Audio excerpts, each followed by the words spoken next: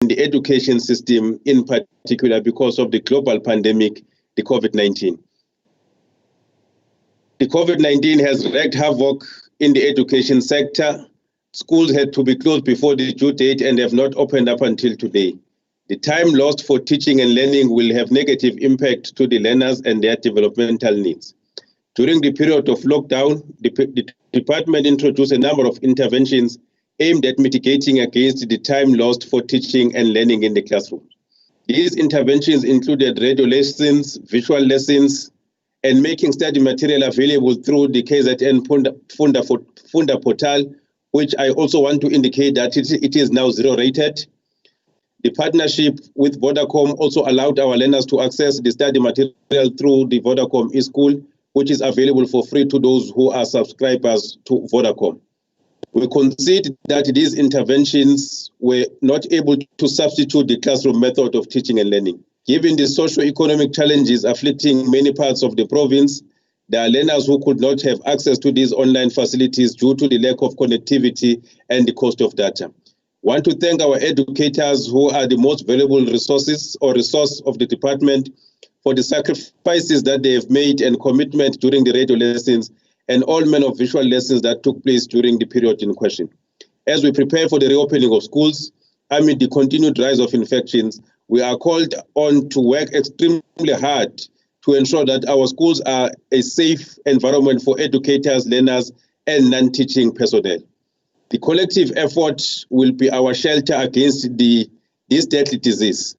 We have committed that no school in KwaZulu-Natal will be opened if it does not comply fully with the non-negotiables as agreed to by all stakeholders in the sector. Madam Chair, we are quite aware that this is not a period for any lapses as COVID-19 has not been defeated. This is a period where we are required to demonstrate discipline in action. It is after collectively surviving fear moments or emerging victorious from a war, or collectively surviving the period like this one we see, that creates a permanent national bond of unity where race, class, creed, color, and gender orientation means nothing, where only life matters and everyone is looking for a way out. Madam Chair, we are not here to lament, but to assure this House that the people of KwaZulu-Natal, like a phoenix, we are going to rise from the proverbial ashes. We are the product of the greater warriors, men and women who defied unspeakable odds to attain what was previously thought to be impossible. We are inspired by our revolutionaries like Kalushi Mahlangu, who, while staring at death, neither shivered nor wavered in his convictions of the legitimacy of equality for all the people of South Africa. We are the people, or we are of the people who made untold sacrifices, leaving this country, going to unknown lands to fight for the liberation of the entire people of South Africa. The year 2020 marked the beginning of a 5-year planning cycle for government. This cycle is was preceded by a lot of work in evaluating the performance of government in various sectors and factoring in new priorities. As the Department of Education, we had our own strategic planning session which looked at various layers of the department. It is against this backdrop that the department decided to review its vision and mission. We felt that we needed to have a vision and a mission that talks directly to what we are about, the Department of Education, which is teaching and learning. And I want to repeat this. Department of Education is about teaching and learning.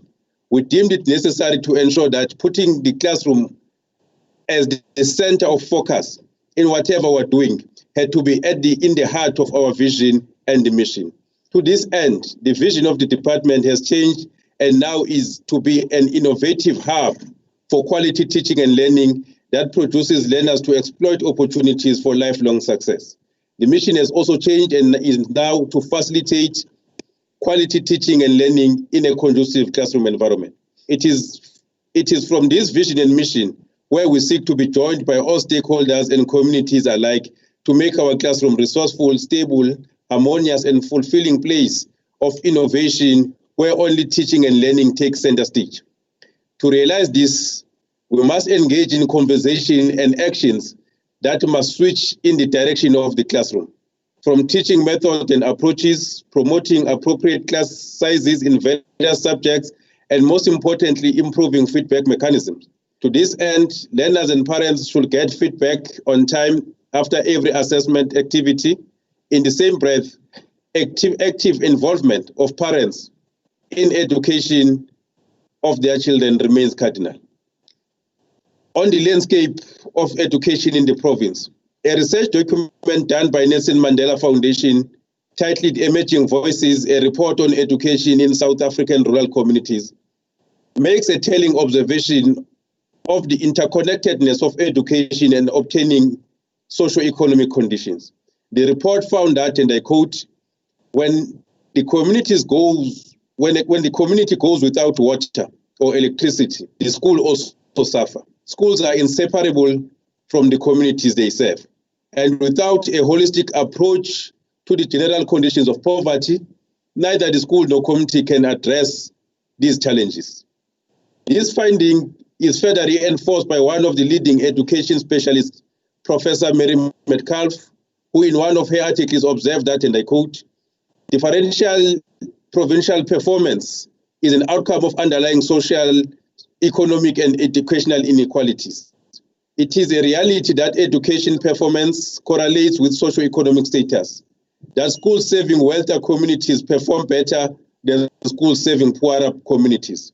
Higher levels of poverty translate into fewer homes or into a fewer home and community resources available for supporting learning, substantial reduced exposure to reading, higher levels of family and community stress, high level of malnutrition, and less access to health care and social services. The social consequences of this are felt in the classroom, and the burden is carried by the teachers. The period of lockdown has exposed these realities in a manner never seen before. While schools remained closed, children from affluent families attending well-resourced schools continued with their lessons through visual platforms and privately arranged sessions. They continue to do work, submit, and receive feedback. Regrettably, the same cannot be said with regard to the majority of children in rural and township areas because of poor socio-economic conditions. For these children, closure of schools meant another battle for survival. These are the children who come from the families where living literally means avoiding death. If we are to achieve the objective of equalizing education, we must uplift the standard and quality of education in historically disadvantaged areas. We need to modernize the methods of teaching and learning in all those areas. This state of affairs calls for greater cooperation and integration and integrated planning between Department of Education and other departments.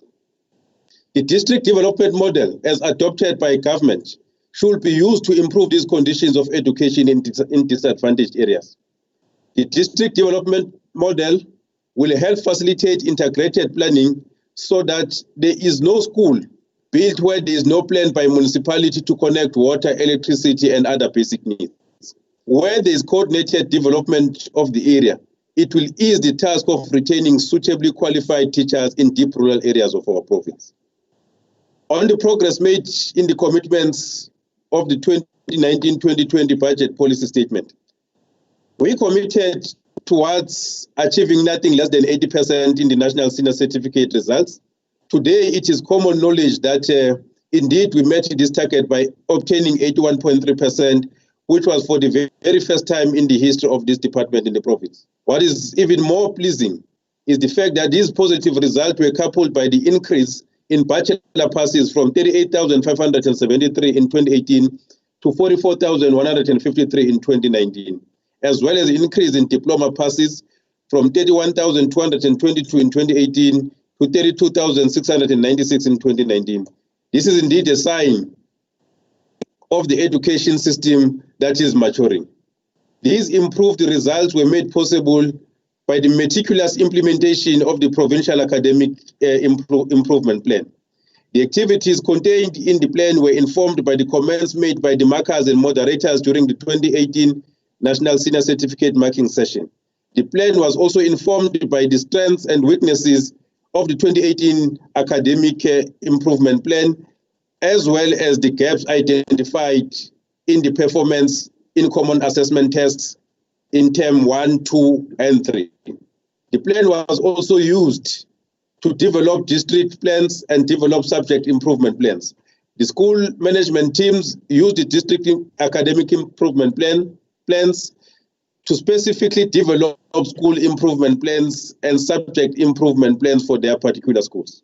We also want to give credit to the teachers who worked extremely hard and at times under extreme difficult conditions for us to achieve these results. These are men and women whose development of a new man in South Africa rests on their shoulders. Without their hard work and dedication, the whole system will collapse. We undertake to spare no effort in improving the conditions of our teachers and learners in classroom level in particular. On the technical subjects, we are pleased to report the improvement in performance of learners in the new 12 subjects, which include, amongst others, specialization in civil technology, electrical technology, and mathematical technology. We are also encouraged by the fact that we managed to obtain 100% pass percentage in sign language. This is more important given the recent announcement by President Ramaphosa that sign language will become an additional official language. Also worthy of noting is that almost all subjects were passed above with a percentage above 80%, with the exception of technical mathematics, which was passed at 38.08%. We are prioritizing the upskilling of educators in these subjects so that they become the best in teaching them. On coding and robotics, we committed to pilot the introduction of coding and robotics at foundation phase as part of aligning with the demands of the fourth industrial revolution. To this end, we would like to report to this House that 60 primary schools, 55 multi-grade schools, and 8 special and full service schools in grade 7 have been identified to pilot the teaching of these subjects. The training of subject advisors and teachers was undertaken in February 2020. We are intending to officially launch this program at the beginning, or we were intending to officially launch this program at the beginning of the second term, but were disrupted by the lockdown. On modernizing tools of teaching and learning, as part of modernizing the method of teaching and learning, we launched the e-learning program at Emadungeni Secondary School last year. The facility of e-learning includes the provision of computers loaded with digitized textbooks, interactive smartboards.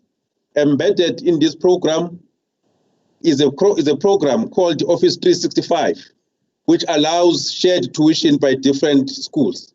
It also allows learners to record lessons and replay them at their own leisure. I must, however, concede that we have not realized optimal use of this platform. The disjuncture between the ICT unit, teacher development, and curriculum management has been our weakest point in this regard.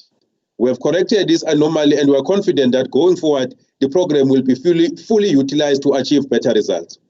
On infrastructure and building of new schools, you will remember that last year we made it abundantly clear that we are taking very seriously the issue of expediting the provision of infrastructure to schools, including building new ones. What is of great importance is the fact that all schools that were built or that we are building currently and those that have just been built are equipped with the technological advances that are consistent with the demands of the current epoch. To this end, members, we are proud to report that the following schools have been successfully completed. The Lamesi MST Academy, the new Mahlabeni Primary School, Kwambonambi Secondary School, Holy Nyoga Primary School, Chongo Secondary School, Ngobane Primary School, Pumelela Secondary School, Ngopelelo Primary School, Mbuiselo High School, and Velangaye High School. We are proud of the work that has been done in giving life to these schools that are now at the center of benefiting throngs of our learners with knowledge that will lead to them becoming some of the highly competitive learners we have in the province. On the recruitment of teachers and improvement of teaching, learning, the Department of Education is committed to ensuring that there is no class that is left without a teacher. As such, last year, we managed to look at all our schools that will need additional teachers for 2020 academic year. This led to the creation of 400 posts to provide for small and non-viable schools and multi-grading. Part of these posts also cater for schools that experience unexpected increase in the learner enrollment. I want to indicate that specific shortages continue to be seen in the areas of gateway subjects such as maths and physical science. Unfortunately, this has been compounded by the introduction of 12 new technical subjects such as technical mathematics and technical sciences, which are related to maths and science, although with market differences. In order to mitigate against this, or to mitigate this, the department is targeting learners who are doing well in gateway subjects and offer them bursaries to study to become teachers.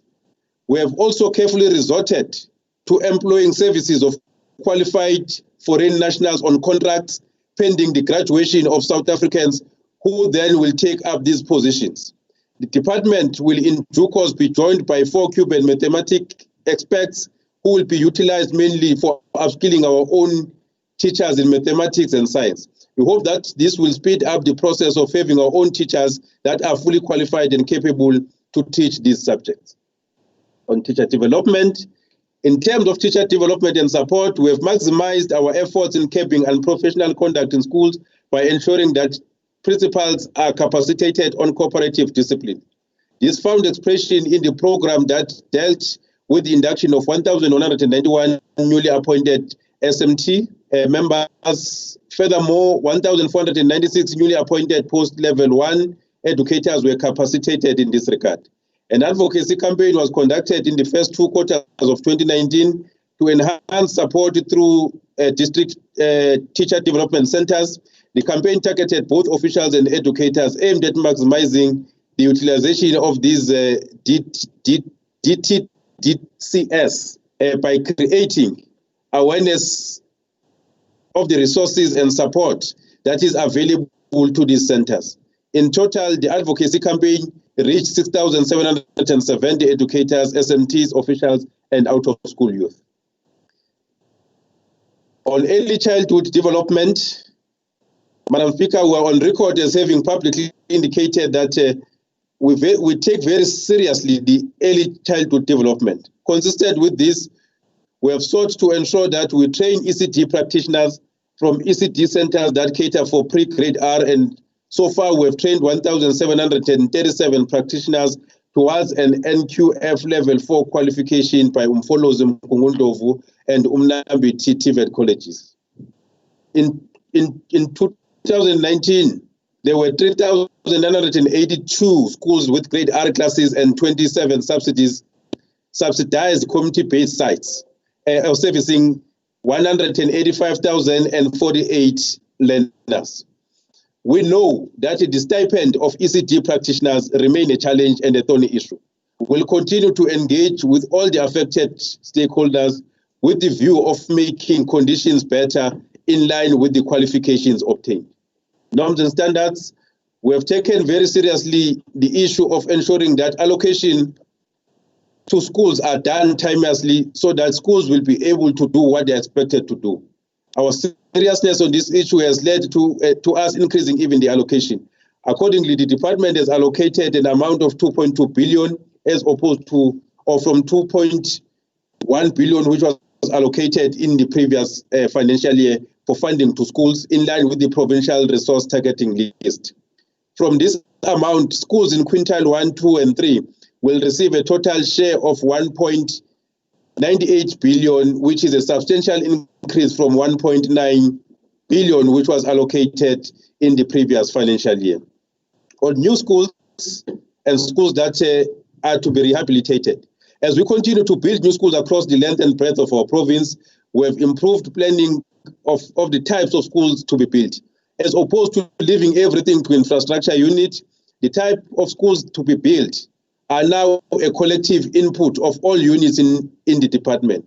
Each and every new school to be built should, amongst other things, have the following: the media center or computer center, a library, a laboratory, science laboratory, quality sports field, and properly defined subject combinations. We will no longer build schools which are just walls and chalkboards.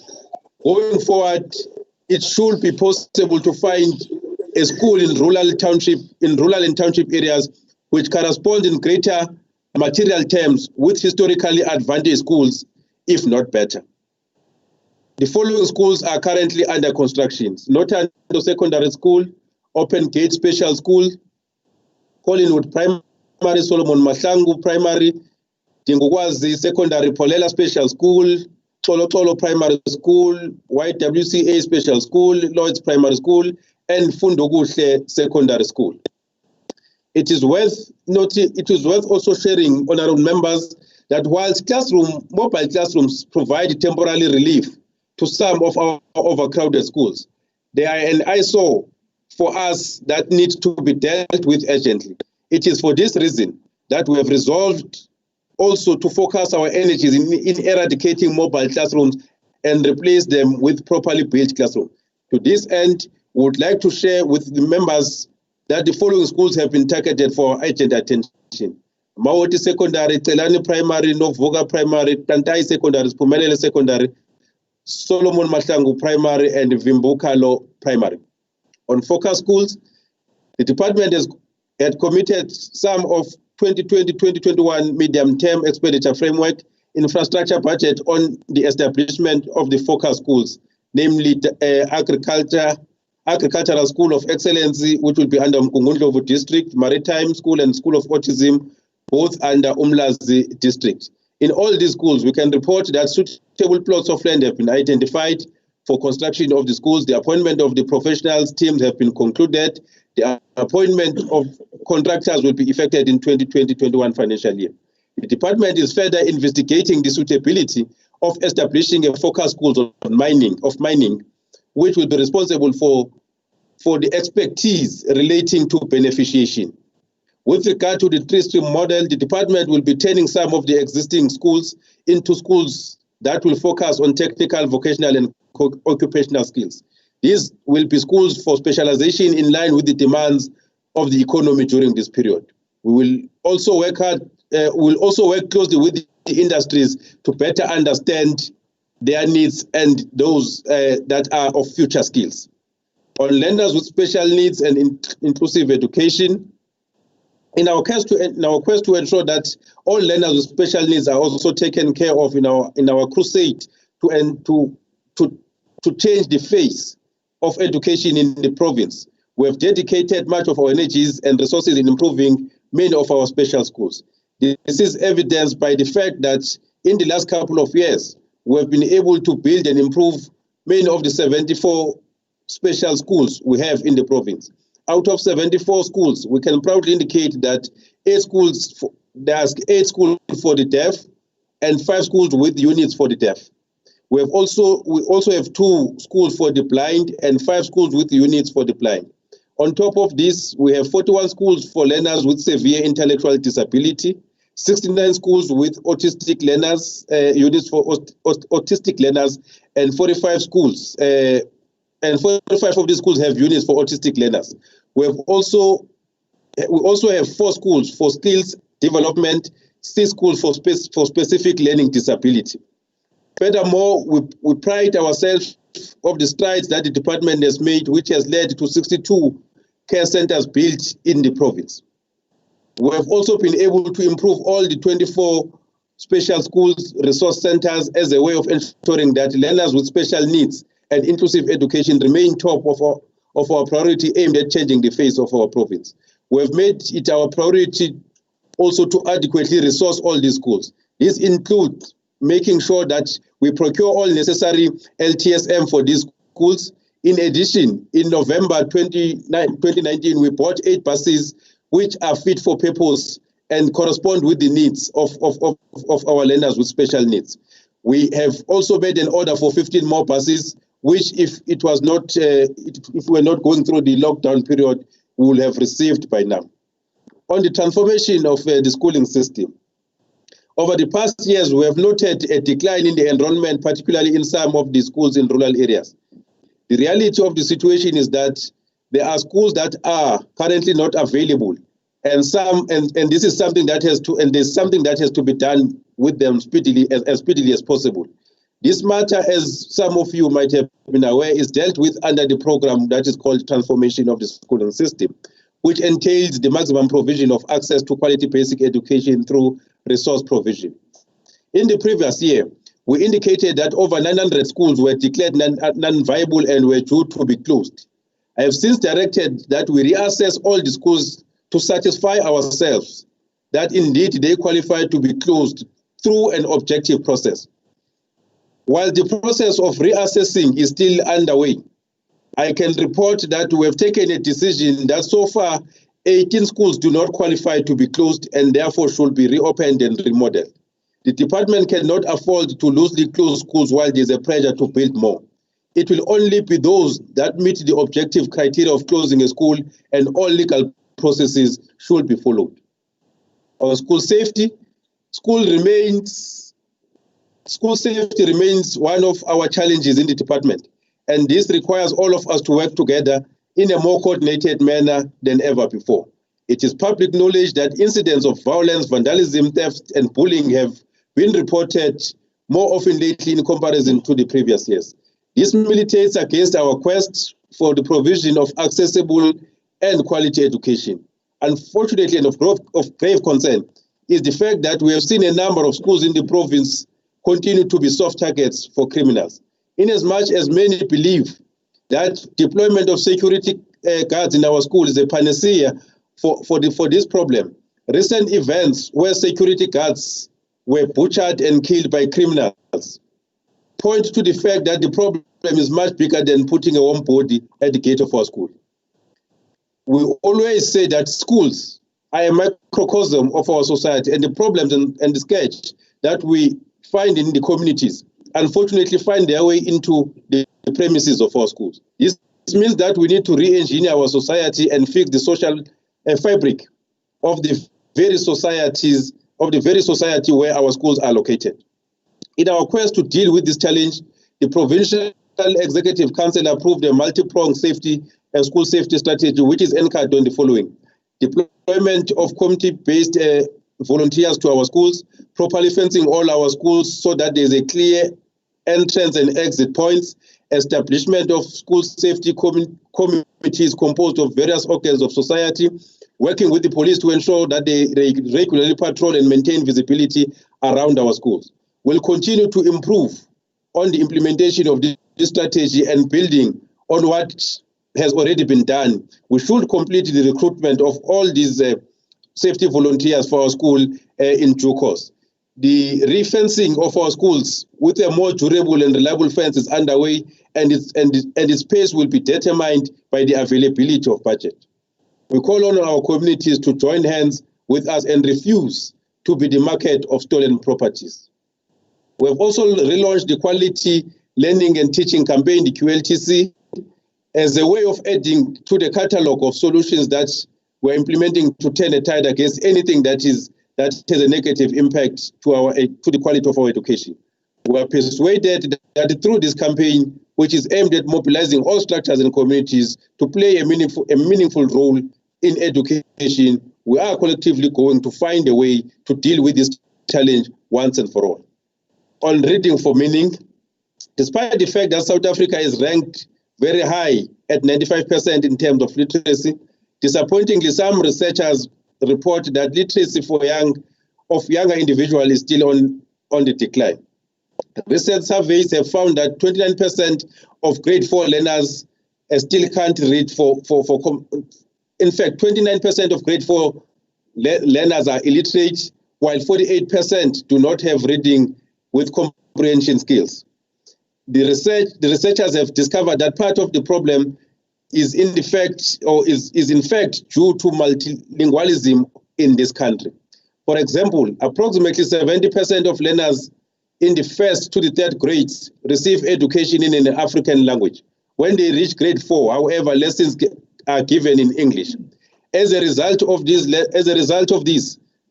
learners having not yet accomplished reading comprehension in African languages and not being fully fluent in English, literacy is much more difficult for them to achieve. According to researchers, if this problem persists, South Africa could find itself with lower literacy rate in the future. The recommendation of the PEARLs speak to strengthening of teaching of reading by training teachers to improve their pedagogical content knowledge in the foundation phase in African languages. Recently, we held a read aloud campaign which saw all of us reading stories to primary school learners in the province. This campaign and many others and many others are good and are to be encouraged if we are to cultivate a strong culture of reading amongst our learners. We should therefore challenge all you honorable members to also work with us and to work with us side by side on our crusade to improve the reading in our learning. In the province, we have resolved to work towards a goal of having learners at the age of 10 being able to read for meaning in both isiZulu and English. This decision is informed by the urgent need to decolonize education, but also taking into account that English remains a dominant language of trade in the world. We have since developed a comprehensive reading strategy and have also procured necessary materials such as pictographic dictionaries in both isiZulu and English, or with both isiZulu and English for the foundation phase. We will also partner with the Department of Arts and Culture for better use of community libraries by our learners during weekend and holidays. On the ICT, with the world changing very fast in the field of ICT and the 4IR taking center stage, we have seen an importance also of catching up with the speed at which these advancements in these areas are moving. It is for this reason that we are serious about making strong investment in technology and internet connectivity to lay a solid foundation for a future that is underpinned by innovation and digitally inclusive. We have worked hard to build an integrated ICT package that will enable us to continuously modernize methods of teaching and learning. We are proud to share with honorable members that the department was able to set aside 49.8 million in the previous financial year to roll out an e-learning solution to 100 schools. We are going to first pilot this in 50 schools in Utugela and 50 schools in Umzinyati district. In this e-learning solution, or rather this e-learning solution will provide a full ICT package which will see schools receiving 40 devices to host educational and digital content, 40 computer monitors, a projector screen, and other accessories. This will be there will also be a thorough training of teachers in this regard. This kind of a solution is also able to cater even for schools that will have challenges with regard to network connectivity. The loaded content of this solution, or the loaded digital content of this solution, which is in line with CAPS, can also be translated into isiZulu for better understanding. With the easing of the lockdown, we should be able to unveil this project in due course. During this financial year also, we are going to have a 3-week workshop under the banner of Coding Like a Girl. In this Coding Like a Girl concept, which is as a result of our partnership with Vodacom, we are going to put together under one roof 900 girls, learners from disadvantaged communities. These girls are going to be taught thoroughly in the subjects of coding. This is one indicator that when we talk about introducing coding and robotics, we're not punching above our weight, but we have a program and plans of having these critical subjects roll out. By the time these girls come out of coding, they will be equipped with skills to start their own website, as a way, for example, from the scratch, and each girl will come up with a program, will come out of the program with her own website established by her through the knowledge acquired through this program of Coding Like a Girl. Together with Vodacom, we are also going to embark on the eSchool supplementary online platform, which is going to provide educational material from grade R to grade 12. This is an e-learning resource which will include SIM cards with curriculum content, which will be given to learners without data and content cost. Much as it's going to assist learners in mastering the curriculum, thereby enhancing outcomes, it is also going to motivate learners not to shy away from technology and also embrace the fourth industrial revolution. Madam Chair, we have made it our business to make sure that our learners are provided with everything that will make their journey in education enjoyable. It is for this reason that we are continuing to do all we can in ensuring that we provide them with a plethora of services that are outside our core business, which is teaching and learning. Amongst these enablers of total creation of fertile ground for learning include the following: the NSNP, which is National School Nutrition Program, has been allocated 1.718 billion for 2020-21 financial year for all learners in quintile 1 to quintile 3, including some in quintile 4 and 5. With this program, we provide learners with balanced and nutritious meal every day. This program is primarily aimed at seeking to alleviate short-term hunger at school, improve learner attendance and participation in class, provide support to learners from child-held households, and contributes to the overall improvement of learner attainment. The NSNP grant provides nutritious meals to approximately 2.3 million learners in approximately 5,342 schools throughout the province of KwaZulu-Natal. We'll continue making sure that this program is amongst those we pride ourselves as both the department and the entire government. On learner transport, Madam Chair, in recognition for this long distances traveled by our learners to access education in our province, the department continues to provide learner transport to qualifying learners who travel long distances to school. However, the budgetary constraints continue to be a major factor in preventing the department from rolling out this program optimally. In 2020-2021 financial year, with the allocation of 367 million, we were able to provide scholar transport to 58,908 learners. We have 117,248 learners who are on the waiting list, who are currently excluded from the learner transport as a result of budgetary constraints. The amount that is required to cover these learners is estimated at 910 million per annum. Notably, this figure excludes learners who have not applied for learner transport, who on their own are likely to run in 2000. On sanitary towels, it is public information that KwaZulu-Natal is still leading the pack when it comes to the distribution of sanitary towels to all the needy learners in quintile 1 to 3 schools and some in quintile 4. Following our notable success in the delivery of sanitary towels, the program has since been rolled out nationally and has been taken over by the Department of Women, Persons with Disability and Children within the presidency. However, as the province of KwaZulu-Natal was still playing a major role in the coordination of the program, which last year saw approximately 956,000 learners benefiting in all 12 districts in the province. We are pleased that for the 2020-2021 financial year, KwaZulu-Natal has been allocated 48 million for this program. This will indeed go a long way in helping us to bring back the dignity of thousands of our girl learners who for many years had a challenge of not having access to proper sanitary towels. On enrichment programs, co-curricular activities, Madam Chair, we sent a directive to all our infrastructure colleagues that none of our new schools that we are going to build are going to be built without proper playing fields for our learners. And in doing this, we intend also to build sports fields, fields for sporting codes which were not previously dominant in particular communities.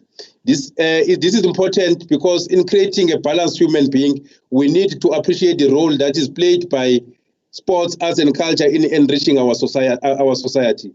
A memorandum of understanding with Department of Sports, Recreation, Arts, and Culture is being reviewed to enhance our cooperation. We'll also work with municipality to build a fit-for-purpose sport fields that can be shared by schools as well as communities. Madam Chair, we really, on behalf of the department, want to table the 2020-21 budget allocation as follows. The allocated budget for the department in the current financial year is 57,246,803,000. In terms of the programs of the department, administration is allocated 1,951,813,000. Public schools are allocated, which is program 2, 48,345,958,000. Program 3 is allocated 91,411,000. Public schools, which is program 4, public special schools, which is program 4, allocated 1,390,787,000. Early childhood development, which is program 5, 1,443,000,000 566,000. Program 6, which is infrastructure, 2,377,000,000 and 679,000. Examination, program 7, 1,645,000,000 and 598 and 89,000. And the total again is 57,246,000,000 and 803,000. In conclusion, Madam Chair, we do want to thank the management of the department as led by the HOD for the sterling work that they have done in providing leadership and working hard to make sure that this department actually delivers on their targets and on their mandate. We also want to thank the teachers for their hard work and being the pillar of our strength in the department as we continue to navigate against turbulent times. To the Premier of KwaZulu-Natal, the chairperson of the Portfolio Committee, as well as the Madam Speaker of the Legislature and all honorable members, we do want to pay tribute for the continued support, guidance, as well as all the support that we continue to get from these oversight committees. We want to wish our learners, as we reopen our schools on Monday, best of their luck, and want to assure them that we have done everything in our power to ensure that schools are a safe environment for teachers as well as learners. Thank you so much, Madam Chair.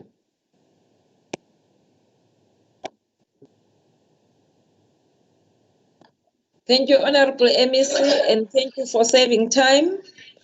I hope that your time is going to be added at the end. Yes.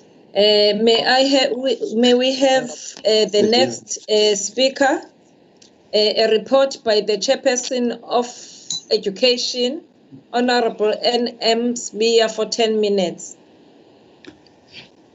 Thank you very much, Honorable Chairperson.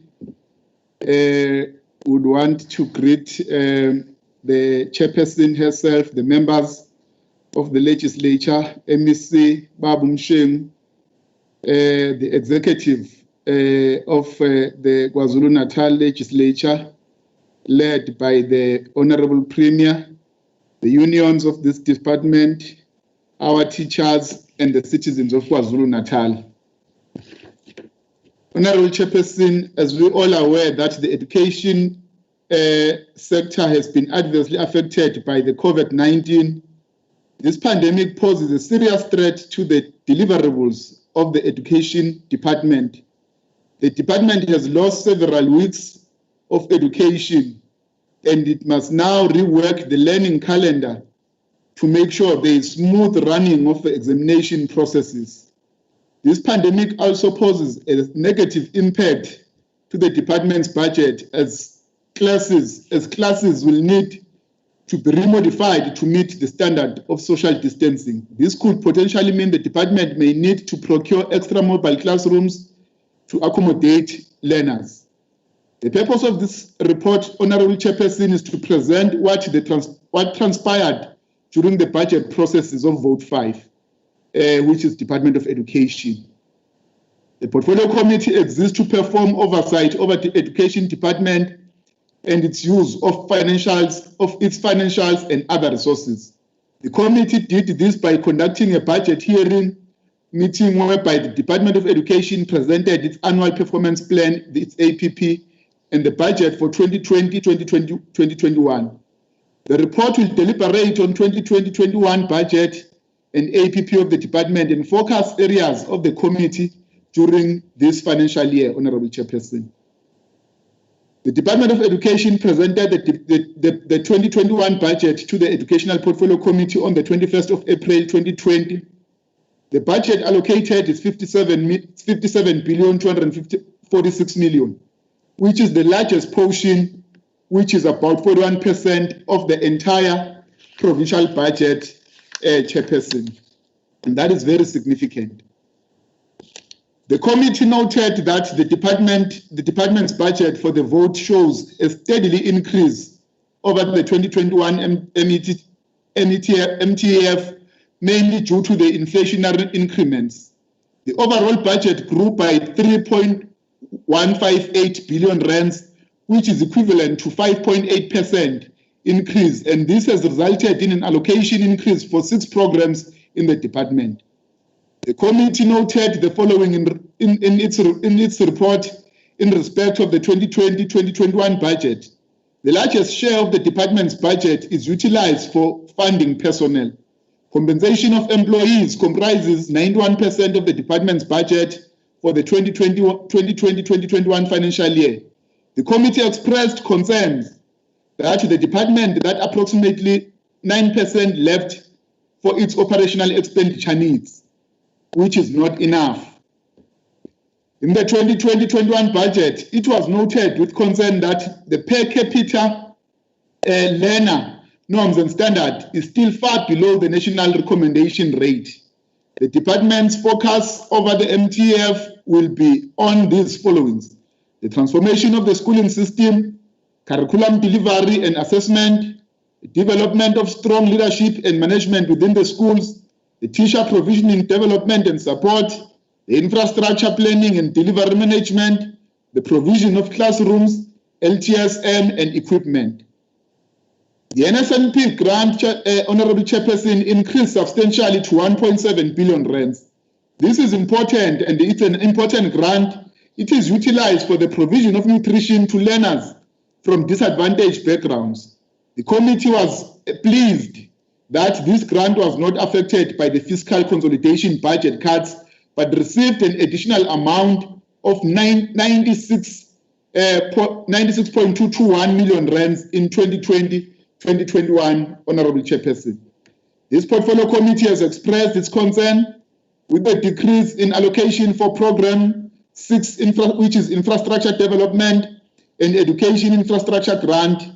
The committee noted with concern that this infrastructure grant has decreased by 191 million rands over the MTF due to the fiscal consolidation budget cuts that we all know, Chairperson. The portfolio committee also expressed concerns with the slow spending pattern for the math, science and technology grants, which has been happening over the years in the past history in the department.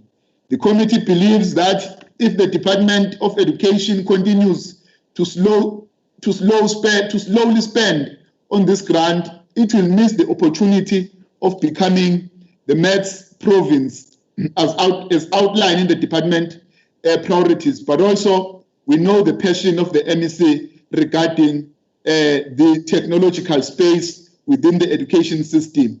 But we are very much confident after what we've seen and the commitments that the MEC has made during our engagement in our committee regarding the spending of these grants and the programs that he has and what has been put down as the plan moving forward. We are quite confident that indeed this province of KwaZulu-Natal will be able to move forward in a manner that we all expect. The committee was pleased with the overall budget growth of 3.158 billion, which is equivalent to 5.8% increase.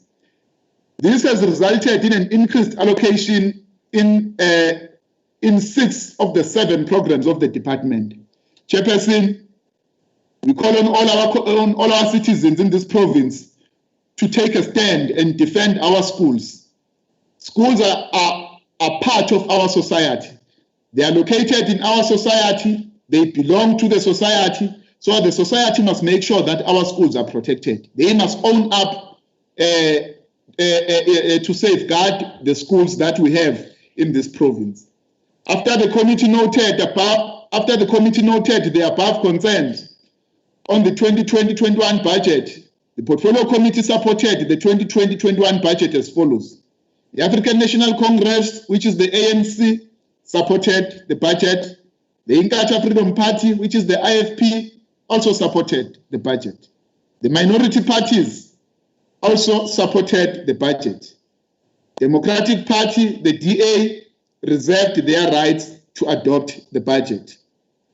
In closing, Honorable Chairperson, I would like to express my appreciation to the MEC of Education, Honorable K. Mshengu, We appreciate his commitment and energy in changing the landscape of education in this province. The HOD, Dr. Nzama, acting CFO, Honorable member, and all the Department of Education. Honorable member, I'm sorry to disturb you. I'm going to give you your time. Please, can you switch on your camera? My camera, Chairperson, is on my side. Oh, it's on. Yes, on my side, it's on. Yeah, because they say they do not see you, those who are recording, and yeah. It's on my side. I don't know why I can't be seen, Chairperson, but on my side, it shows that it's on. Honorable Chairperson, usihlala kabheke phezulu lapha kwilokhuja yakhe amuve lokho okuphezulu uzovela. Chairperson, can I continue? Continue on. Thank you very much, Chairperson. As I was closing, Chairperson, would want once again to express our appreciation to the MSc of this department, Honorable K. Mshengu, for his determination and energy that he shows in changing the landscape of education in the province of KwaZulu-Natal. The HOD, Dr. Nzama, acting CFO, and all the officials of the Department of Education doing their best to improve the state of education. Many thanks also to members of the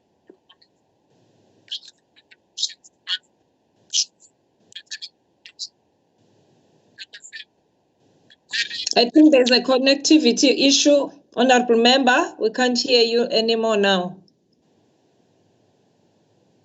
Chairperson, it means there is a problem. I don't know why, because I haven't moved. But we can hear you now. Oh, thank you. It's the realities of our province. Being in rural areas, you remain an underprivileged citizen. Many thanks also goes to members of this portfolio committee for positive contribution towards issues pertaining education. We've got a very energetic portfolio committee members in the committee, Honorable Chairperson, and we thank them. In addition, my appreciation also goes to the support staff of the committee for their valuable input to both the budget and the APP, but also in all the work that the committee does. They are always there in supporting the committee. Chairperson, we thank you for giving us this time to present our report. Thank you very much. Thank you, Honorable Member.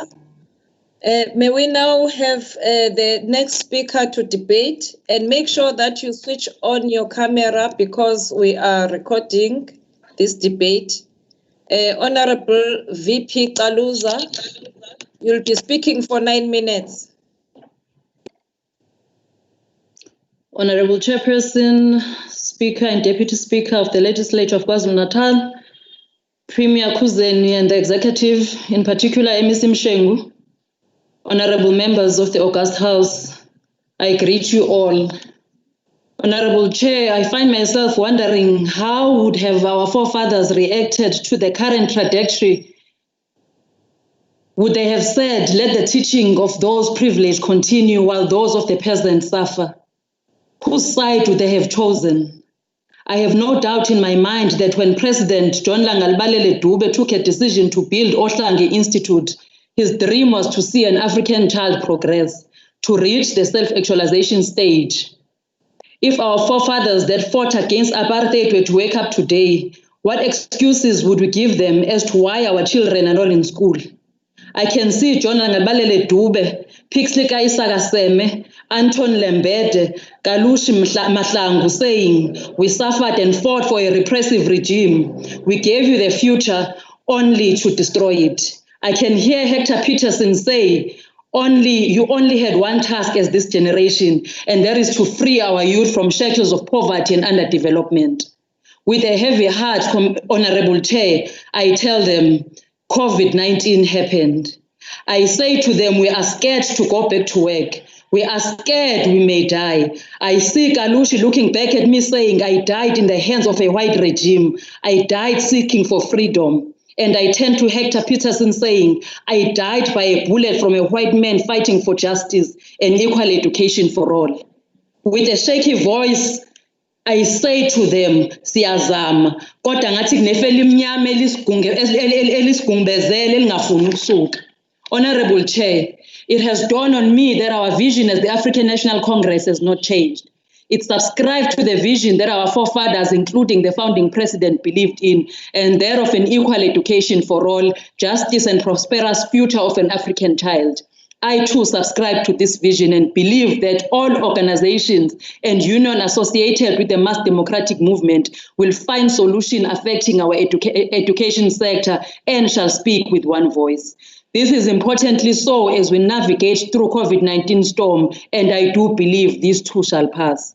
Honorable Chair MEC Mshengu, I must commend the commitment and dedication shown by teachers led by visionary principals of our schools, the entire school management and governing bodies, whom when the president announced the reopening of schools, like soldiers to a war, they braced it all and said the vision of John Langalbalele Dube shall live on. Our children shall receive proper education and quality education.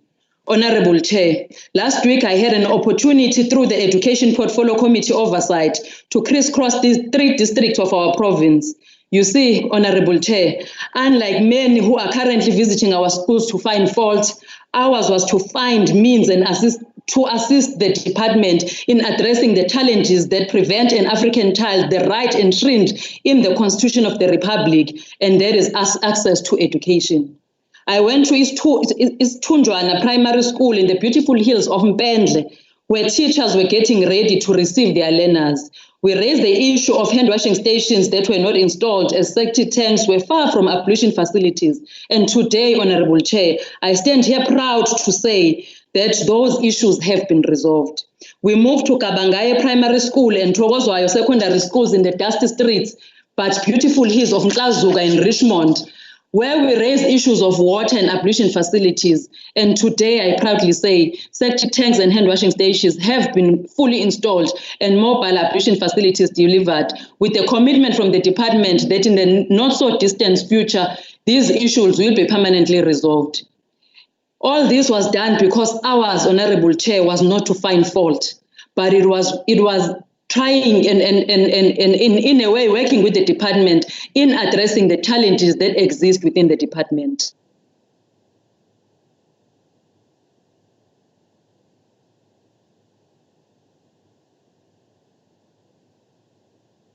Honorable Member, Honorable Kaluza. I think there is a disconnection. Ngicela nisibambe isikhathi. Honorable Kaluza.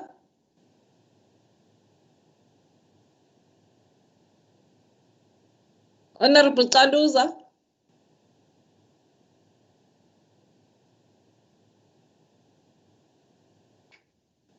Honorable Voice of Kaluza, can you switch on can you unmute your mic?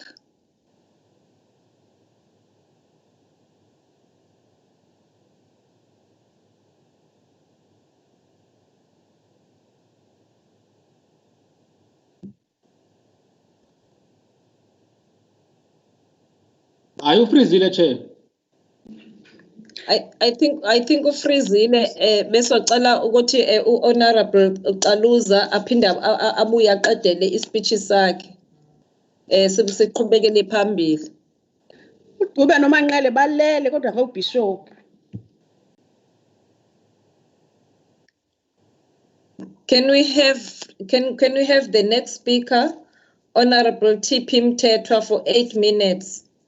And we'll allow Honorable Kaluza after this to come back. Please, IT, can you assist Honorable Kaluza so that she can finish her speech? Honorable TP Mthethwa, we have got 10 minutes. Can she start afresh, Chair? Because it says coffee here. Oh. You are No, no, disturbing no, me. You are disturbing me, honorable members. Honorable Mtetwa, you are on the floor. Can you continue? You have got Thank 8 you. minutes. Thank you, Honorable Chair. We thank God that we are still alive and have an opportunity to participate in this year's budget debate. As the IFP, we are committed in eradicating the injustices of the past, even during this period of COVID-19. We believe that it is the duty of this government to uplift society by paying special attention to the underprivileged and the victims of apartheid, while removing all social and economic hindrances preventing individuals from developing their abilities and potential. The IFP notes the 57 billion budget allocated for 2020-2021, up from 54 billion in 2019-2020, an increase of 5.97%, is not in line with the inflationary adjustment. This budget does not cater for all the needs of this department, even more so the needs arising from the COVID-19 pandemic. We welcome the announcements that the department will not be subjected to budget cuts to accommodate the National Treasury COVID-19 demands. However, we urge the national government to respond to the additional funding request, which was initially 1 billion before the loss of the PPEs. I think now it has escalated up now. To cater for the PPE requirement, to ensure that safety of educators and learners in school is taken care of. As things stand, Honorable MEC, it is safe to conclude that some schools are not ready to reopen on Monday. Let us work together in finding the solution. We are concerned about the great R educators who are continuously undermined by the education system. Some were not paid their salaries during the month of April 2020 until the IFP intervened. I personally phoned the HOT and voiced its frustration with this matter. When seeking answers, the department failed to provide suitable reason for the impasse. This is totally unacceptable. Every educator and employee should be paid their salaries on time. We further urge the department to standardize the salaries of all grade R educators. Failure to address water and sanitation challenges in school is a failure to protect each learner's entitlement to learn under conditions that respect, protect, and promote the inherent human dignity of each child. Access to clean water and sanitation is a fundamental human right. The COVID-19 pandemic has revealed that this department has failed to provide many schools with water and sanitation. The MNC, in his maiden speech last year, claimed that water provision was 800%. I hope that he now knows the truth, but I forgive him because it was his maiden speech anyway. We acknowledge that the department has procured water tanks as a temporary measure in most schools, but how are those tanks going to be filled? We all know that district municipalities are currently failing to even provide water in their respective communities. We are also concerned that the department is losing 190 million allocated for the school infrastructure grant. This is an indication that the department continues to fail to full spend this grant, while there are schools that are still using pit latrine KZN, and also the project of removing asbestos in all schools does not seem to have been adequately executed. Over 400 schools have been vandalized since the beginning of the lockdown. These are in addition to the storm damaged schools that need to be repaired by the department. The IFP is against this barbaric act of vandalism and plead with all communities to be the eyes and ears of the department in order to safeguard our schools. We urge every member of the community to fight against criminals that are targeting and vandalizing schools. We'll support all efforts aimed at assisting in this regard. Learner transport is a huge problem, mostly in rural areas. Many needy schools are without learner transport, and those without transport are overburdened. It is clear that learner transport is still problematic, particularly as there are 117 1,246 learners who are supposed to be benefiting from this program, yet they are still without transport. In many places, learners leave their homes and seek accommodation closer to school to avoid the danger of walking long distances. And here we are very much concerned because some of the schools that are closer are getting transport, and some that are far away are not getting transport. But I hope with MEC Msheng, because we have spoken about this, he's going to look at that and they're going to correct that. We applaud the Department for partnering with the Department of Agriculture to revitalize agricultural high schools in the province. However, we as the IFP feel that this is not enough. We have been urging the KZN government to consider the importance of agriculture in all schools.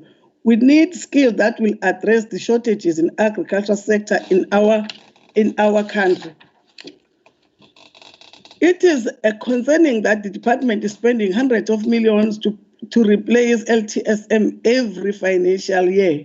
We are pleading with the department to make teachers accountable so that we do not buy textbooks now and again or every year, but there must be shortages, and the school must be assisted to make policies like irretrieval policy so that we do not buy books now and again and end up having lots of books that are not used.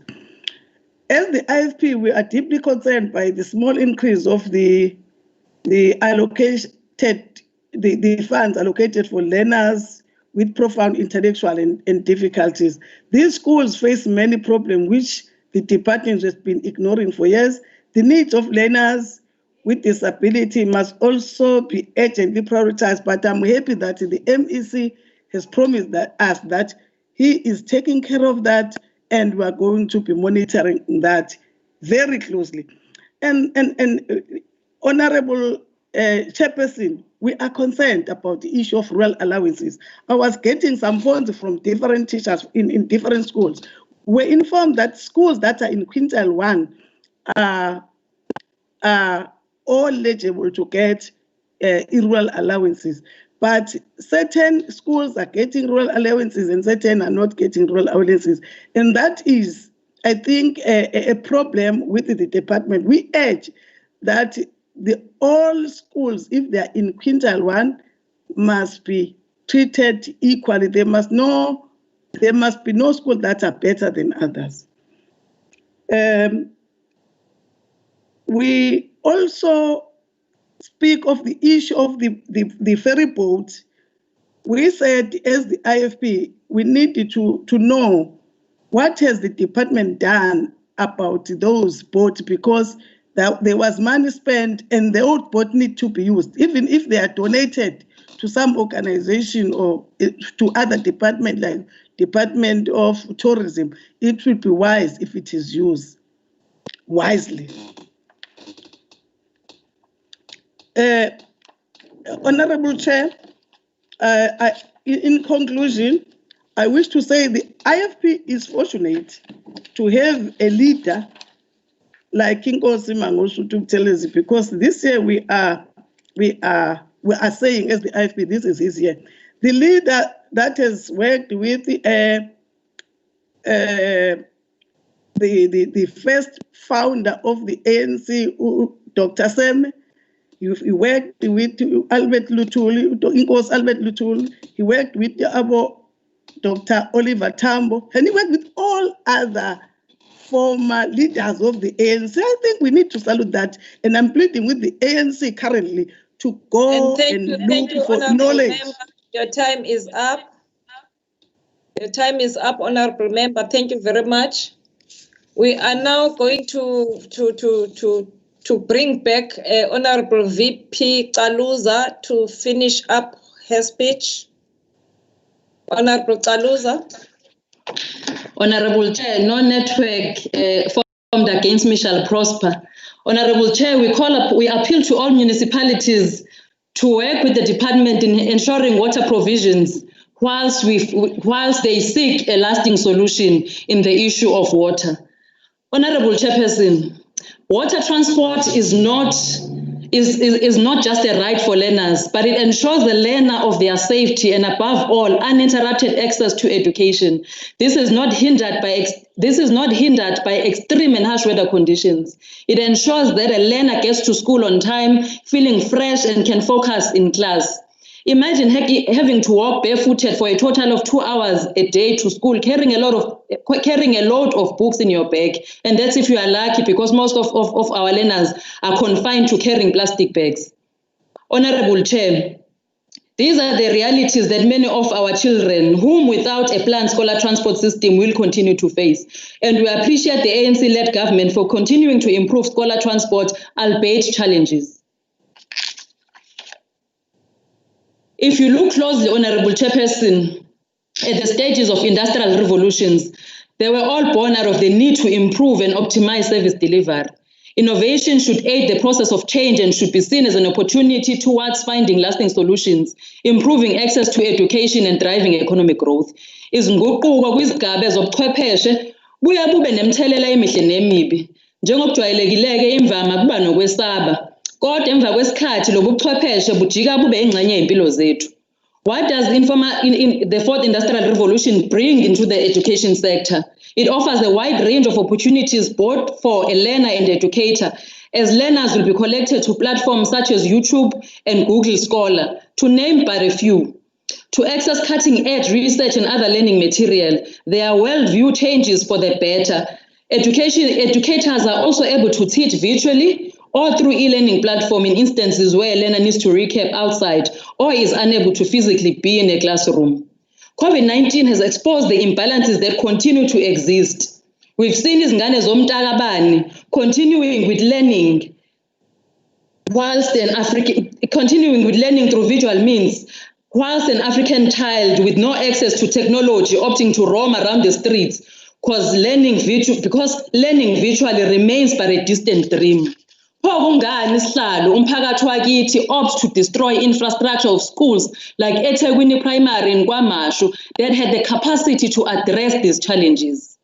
Honorable Chair, the passion of our MEC and the vigor he has in displaying and the aim to transform rural school cannot go unnoticed.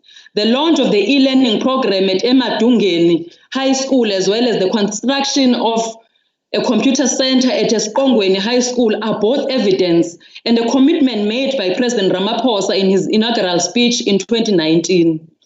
Honorable Chair, singuhulumeni kaKhongolose noma kunzima sithi qhuba chagwe uthamba ukuthembile siyazama asimile siyaqhubeka nokuletha izinguquko ezimpilweni zabafundi nothisha siyasamukela ke isabelo mali somnyango wezemfundo waKwaZulu-Natal. Siyabonga. Thank you, Honorable Kaluza. We are now going to have Honorable Kika. You have 8 minutes, Honorable Member. Thank you, Madam Chair. Madam Chair, we know that the surest way out of poverty is education. The question is, are we delivering quality education or are we focused on quantity? With a marginal increase in the real matric pass rate from just over 36% to just over 39% of the last cohort, the answer is self-explanatory. An indicator of note denoting that delivery of quality education would be an increase in the number of overall distinctions. This must be in a safe environment, not just because of COVID-19, but at all times with qualified educators in our classrooms. This department had 215 unqualified teachers in 11 districts in our classrooms, and we must know that if schools open on Monday, will they still be there? We don't want to be contributing to over 100,000 of our youth to the unemployment lines yearly because of the lack of delivery of quality education. This increased unemployment results in decreased state revenue and has a trickle-down effect that results in budget cuts even in departments like this. At the outset, whilst innovation must be welcomed, it is no secret that budget cuts had to be penciled in, this at a time when it can be ill-afforded.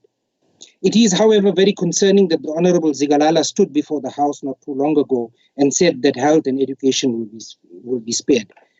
I must be polite not to respond to the opinion that I have on that. While in contrast, the MEC Mayor in the Western Cape announced that through careful budgeting, health, education, and social development were protected from these. Why this couldn't initially be done in KZN is anyone's guess. This not only affects the already strained 91-9 ratio of compensation of employees portion of our budget, but will have a harsher downstream consequence when we will need more educators given where we stand with the pandemic currently. The announcement of no further cuts, however, are welcome. Then there is the matter of wise spending, saving, and raising money. The MEC, we suggested to him to consider the Western Cape's Collaboration Schools initiative that attracted 150 million rands into their coffers. We asked you about savings made through reduced S&T allowances, and then there is just over 2 months of no spending of the NSNP grant. We all know that the ANC abuses this NSNP grant to win elections within and outside of the ANC, and this allegedly through your elaborate patronage system involving that 1.78 billion rands. Infrastructure remains a massive concern and a constant pressure, with obvious over-expenditure because somebody authorized proceeding with projects last year when there was no money to do so. Why this happened and where's the accountability for it remains a mystery. This means that the budget and the can for this is being kicked down the road, increasing the pressures with a catastrophe of epic proportions on the cards. In reality, this pandemic has laid bare the ANC government's inaction, lack of prioritization, bad management, poor leadership, and limited foresight. It worries us when we hear one thing from the MEC and then another thing from the HOD, and the massive disparities when we go out in the field to see. Like the boats, the PPE and infrastructure, some of the PPE has mysteriously reappeared today. The immediate and urgent burdens are 463 vandalized schools, of which only 286 have been assessed so far, and we now know that most of them will not be ready on Monday.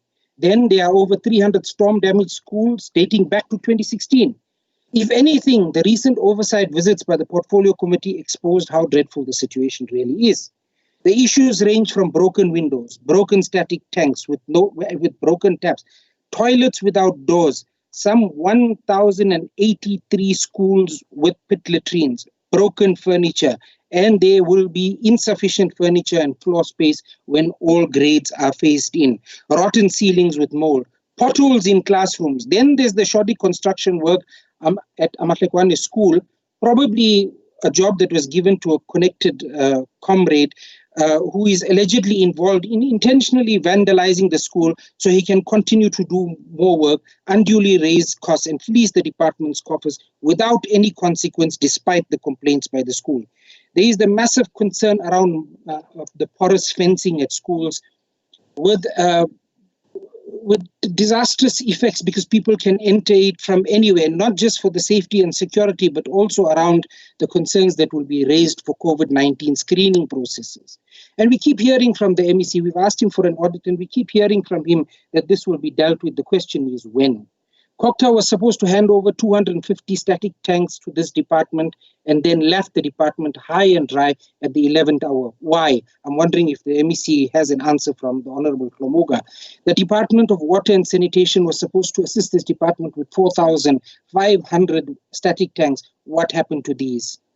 We are told that 411 schools need servicing with chemical toilets. I want to remind the MEC of Sizani Combined School in KwaZulu-Natal that I wrote to him about. It has been forgotten. They can't open on Monday because they have no toilets. And then there are the 146 other schools that have requested toilets. Will they be able to open on Monday? No one from the department has been able to give us a concrete answer around the SAFE initiative launched by President Ramaphosa to eradicate pit latrines. Perhaps we need to shed some light on it today, because at the rate that is going, since 2011 when Dr. Nzama took over this department, only 290 schools have been addressed. At this rate, it will take another 33 years to address the pit latrines in KwaZulu-Natal. So, Madam Chairperson, then we have schools without electricity, that we have seen, let alone the water crisis brought about by Cocta's inefficiencies. What this crisis has done, Madam Chairperson, is it has caused the fig leaf of this department to fall, honorable members. And it is very obvious to all of us what is going on.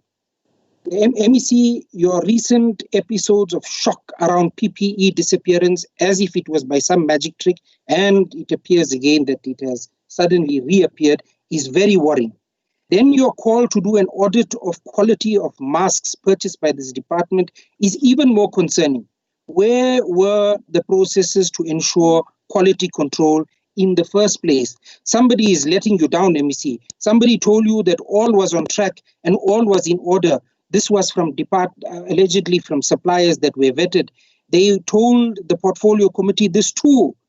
What are you going to do about this? How is there going to be accountability? What must be done? We need answers in this regard. Then, MEC, we're going to come to the topic of this department and its relationship with its stakeholders, the teacher unions to be particular, the teacher unions who we believe are leading you and your department by the nose, have already made public their verdict that they will not be going to school on Monday next week, given the state of readiness as of today and availability of PPE in schools.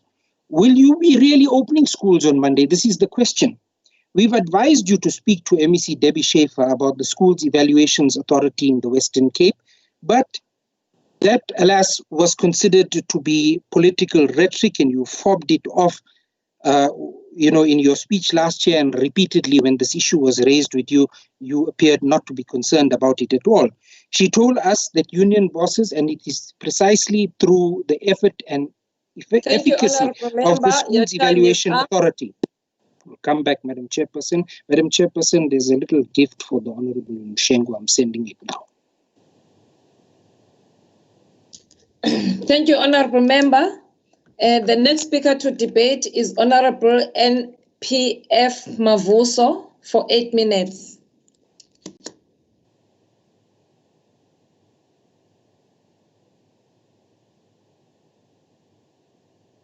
Honorable Mavuso for 8 minutes.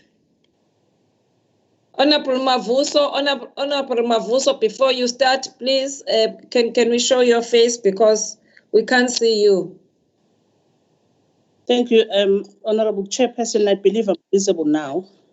No, yehlika kancane ke sikubone ngoba manje umkhulu kwecamera asikwazi usibona umlomo kuphela. Sisabona nje umlomo wakho. Yehlika futhi. Siyabona, Chairperson. I think. Oh, niyabona? Yes, Chairperson. Oh, okay. Thank you. Okay, you may continue, Honorable Mavuso. Thank you so much, Honorable Chairperson, honorable members, ladies and gentlemen. Honorable Chairperson, before I start, we've had Honorable Kika talking about the issue of the infrastructure that we are dealing with as the ANC in particular. And these are the imbalances and inequalities of the past that were caused by the DA. And we commend the department for working so hard in addressing the issues of water and sanitation.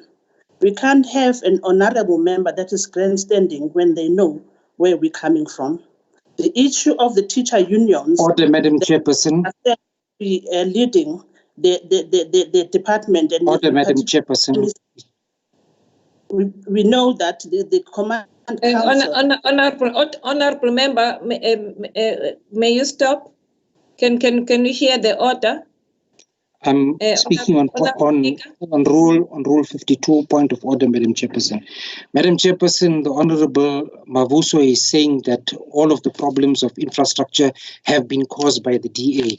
Madam Chairperson, this is incorrect, and I'm asking you to provide a ruling on this matter. If not now, then later on. Thank you, Madam Chairperson. Thank you, Honorable Member. We'll investigate. We'll ask the Office of the Speaker to investigate the matter.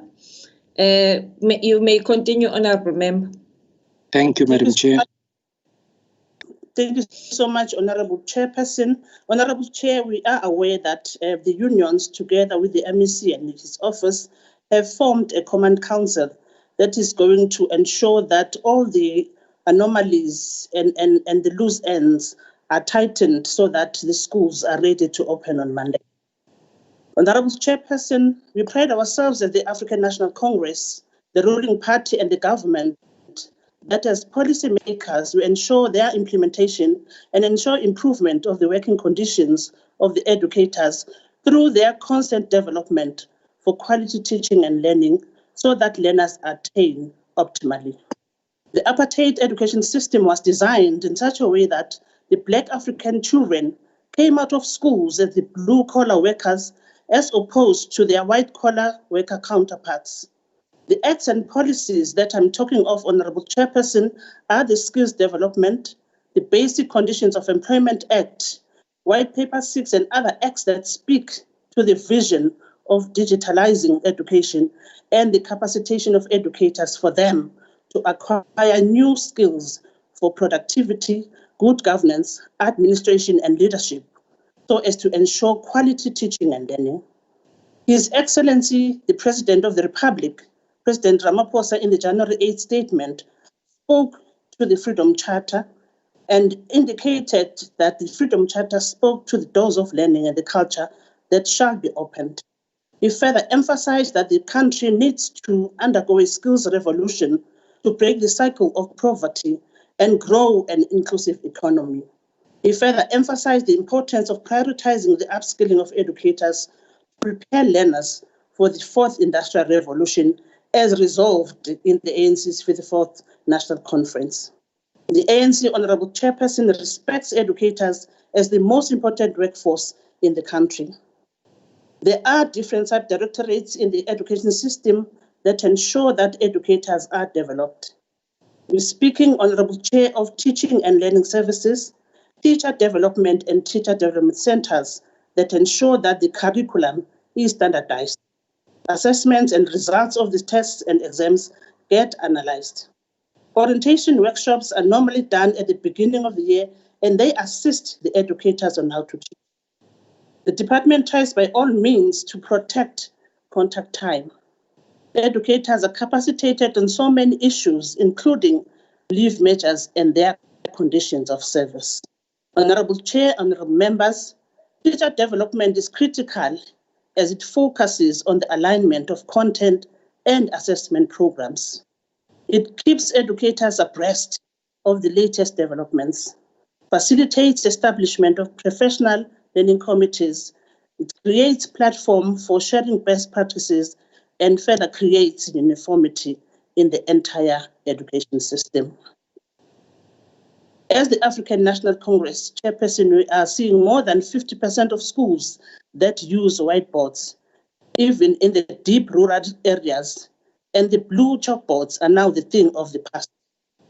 Educators are embracing the 4G and advise learners to access information through the internet. Educators are now able to access the ATPs through electronic transmission, and the information is easily obtained through WhatsApp and Facebook and is shared amongst educators and learners. We note, Honorable Chairperson, the challenge of those who can't access data due to financial constraints and the unavailability of the network. We believe that the department will come up with effective ways of ensuring that those learners indeed get assisted. Honorable Chairperson, honorable members, the ANC has improved educators' working conditions since 1994 in various ways. We see educators' salaries that have improved by 43% since the ANC took over, and their lives have dramatically improved. As we speak, Chair, educators now qualify to buy cars and houses, a thing that never happened during the apartheid regime. Educators are benefiting in housing allowances through the ANC, who negotiated with the banks that all the working class get housing allowances. The ANC further ensured that medical aids like GEMS partner with government so as to ensure healthy workforce and that assist a lot in curbing educator absenteeism that has a negative impact on teaching and learning. This credits attendance of educators to developmental programs, and it assists their morale and boosts their egos, and their dignity is restored. Government is providing tools of trade to educators through teacher development centers, and education offices further accommodate interns that get training through sitters who utilize 3% of skills development. Honorable Chairperson, the MEC and the Chairperson touched on the challenges posed by the COVID-19 in the country in general and in KwaZulu-Natal province in particular. COVID-19 has exposed, Chairperson, the inequalities of the past in our schools, with infrastructure being in a very bad state, water and sanitation still remaining a big challenge. But we further commend the department for working so hard in addressing these challenges, despite the financial constraints that the department is confronted with. The financial pressures, Honorable Chair, further slow the progress of educators accessing some of the tools of trade, like the laptops that were previously promised by the department, but we know that the department is working on that one.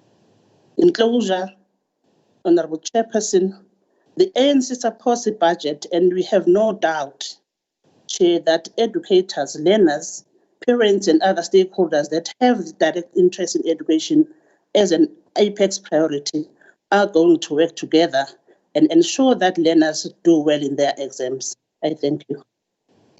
Thank you, Honorable Member. May we have the next member to debate? We will have Honorable N. Dlamini for 9 minutes.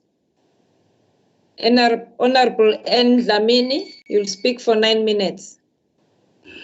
Greetings, Speaker, and the entire House.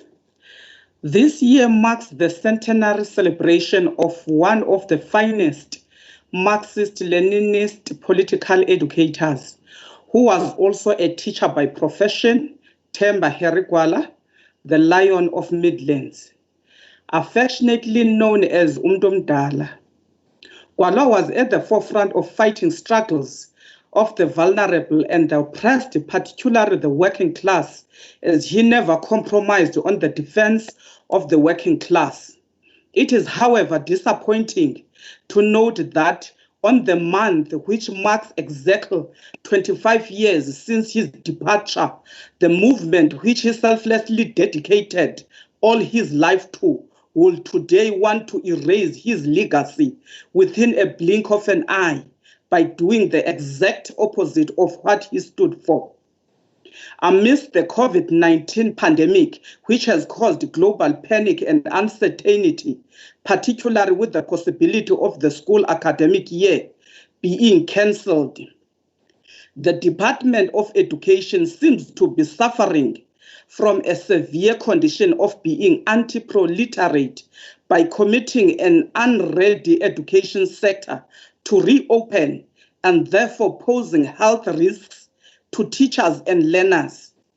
Despite teacher unions having issued a joint media statement citing the unreadiness of schools to reopen due to lack of enough cleaning and protective equipment in some schools, and overall infrastructural challenges faced by most provincial schools, it is shameful to note that the Department of Education made such a declaration without an evaluation of the readiness of the institutions of learning, the capacity of the department's infrastructure, and the responsive readiness of the intersectional health sector to manage and mitigate the spread of the virus. It is a shame to note that such a careless call comes from people who are the parents, people who are expected to be in touch with the struggles of the marginalized and the destitute, people who are expected to know better that somewhere in the province's outskirts, some children still cross rivers on foot in order to get to school, which will also expose them to infections amid this pandemic. People who are aware that more than 400 KZN schools have been burgled into, vandalized and burned since the beginning of the lockdown. And people who really understand how infrastructural challenges can negatively hamper the progress of teaching and learning. The Department of Education is irresponsible and careless to the existing realities of inequality, dilapidated infrastructure, and dire conditions confronting learners and teachers. Unfortunately, we are left with only one conclusion, that the call for the reopening of the schools is more motivated by capital gains than concerns that teachers and learners might lose a whole school year. It has got nothing to do with education and has everything to do with money, tenders, and corruption at variety of levels. How are we expected to trust the government and the department with the safety of our children and teachers when the government has displayed to us the highest form of being untrustworthy? The National School Nutrition Program grant that feeds learners in quintiles 1, 2, and 3 schools is the most abused and mismanaged grant in the department. The nutrition program must be audited and restructured to ensure uniform provision of food that is healthy. To top it all, the MEC announced on Tuesday the mysterious disappearance of large quantities of PPEs worth millions in the Umlazi, Pinetown, and Zululand districts, which is a clear indication that schools are not ready to reopen. Our people are not guinea pigs. Our learners should not be made to secure tenders for masks and sanitizers. We are aware that the rhetoric to salvage the academic year is merely an attempt to lure unaware parents into sacrificing their children for tender corruption of self-serving individuals. Our schools are not ready to receive students and teachers, and there is no scientific support to base claims of a readiness to open, and there is no empirical data ever collected to legitimize the state's premature call to open schools. We are not supporting schools to be open without a substantive report and recommendations from schools declaring a readiness and infrastructure compliance of higher health South African recommendations. Chairperson, I thank you.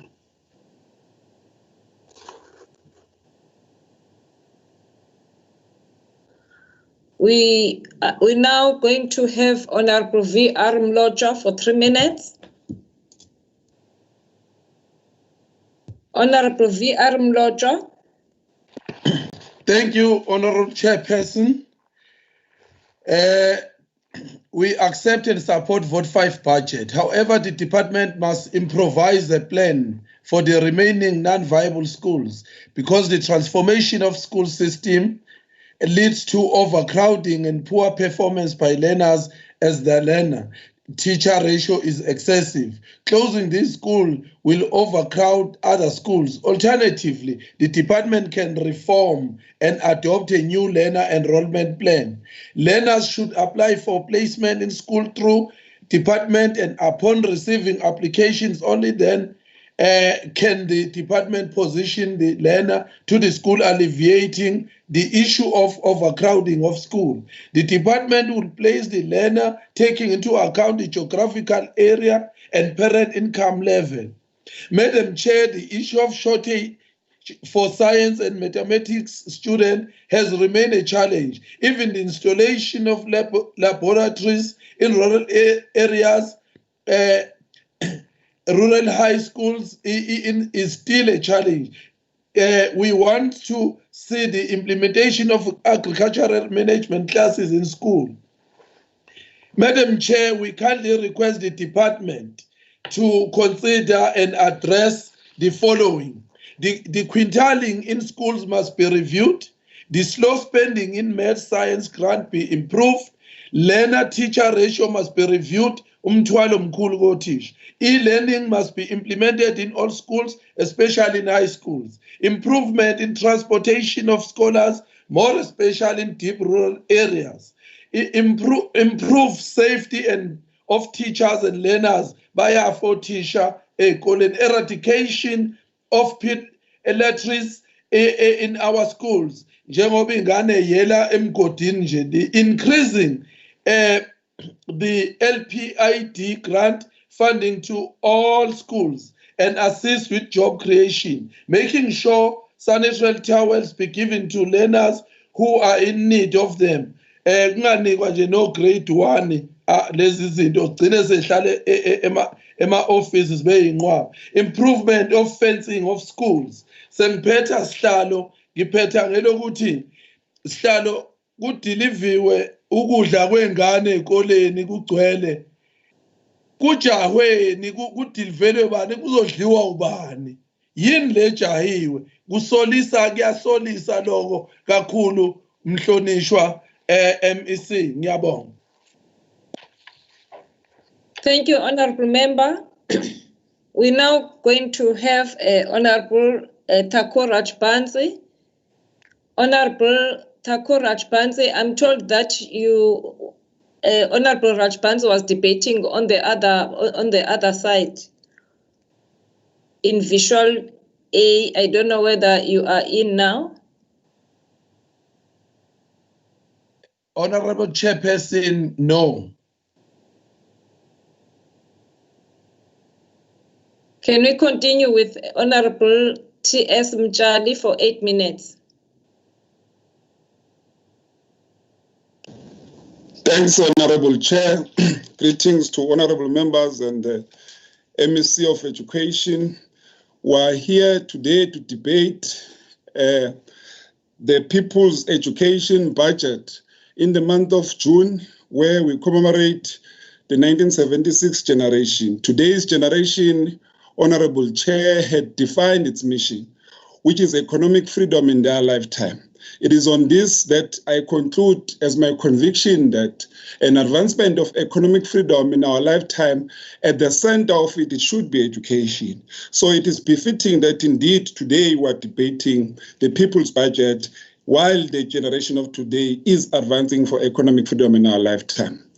Honorable Chair, the late former President Nelson Mandela once argued that, and I quote, education has long been recognized as a route out of poverty for individuals and as a way of promoting equality of opportunity, close quote. So when we deal with education, it must be clear in our minds that we are creating or dealing with the route out of poverty for our young people. A lot has been done by the ANC-led government to improve and transform education since the attainment of democracy. More schools have been built, curriculum improvement has been done, which led to the introduction of new subjects. All this has been done under the background that we come from the era of apartheid, which used minimal resources and an imbalance in resource provision, dominated by the lack of a culture of teaching and learning. Therefore, we must ask ourselves, what type of the education we want for our learners? In terms of the NDP vision, and this is what is being said, and I quote, in 2030, South Africans will be enriched by universal early childhood education, high quality schooling, and further education and training that allows them to fulfill their potential, and expanding higher education that accelerate the shift to a knowledge economy. This is what the NDP clarifies when it speaks about the vision we are seeking for the education of a black child in particular. Madam Chair, South Africa's medium-term strategy framework identifies few strategic areas which require improvement. And amongst them, it says that we must improve quality of teaching and learning through development, supply, and effective utilization of teachers. It also says that we must improve quality of teaching and learning by providing infrastructure and learning material. It is based on this that we are delighted, MEC Honorable Mshengu, that in your speech, you had confirmed that the practical implementation of your previous commitment to introduce coding and robotics at the foundation phase. This is a game changer towards an education of a black child, and this confirmed that we are a government at work for the people's education. As I proceed, Honorable Chair, the late Prof. Kadasmal once indicated that during the apartheid era, there was no uniform system of education, no mission, no vision. It is on this basis, Honorable MEC Mshengu, that we are inspired by your new vision and the mission of the department, which you had outlined, and it has been outlined as follows, and I quote, to be an innovative hub for quality teaching and learning that produces learners to exploit opportunities for lifelong success, and to facilitate quality teaching and learning in a conducive classroom environment, close quote. This visionary leadership indicates to the people of KwaZulu-Natal precisely where we are heading as we focus on the teaching and learning as a fundamental route out of poverty for a black child. However, this equally confirms your commitment, MEC Honorable Mshengu, as you have made it clear that no school shall open if the environment is not conducive for teaching and learning. This confirms that we have put the safety of learners as well as teachers first before anything else, hence a reflection of your mission. It is on this basis that we are not reading about poverty. We are not reading about challenges in schools because it is the same schools that we come from as black people. So we know the challenges that have been on the ground, which emanates from apartheid era.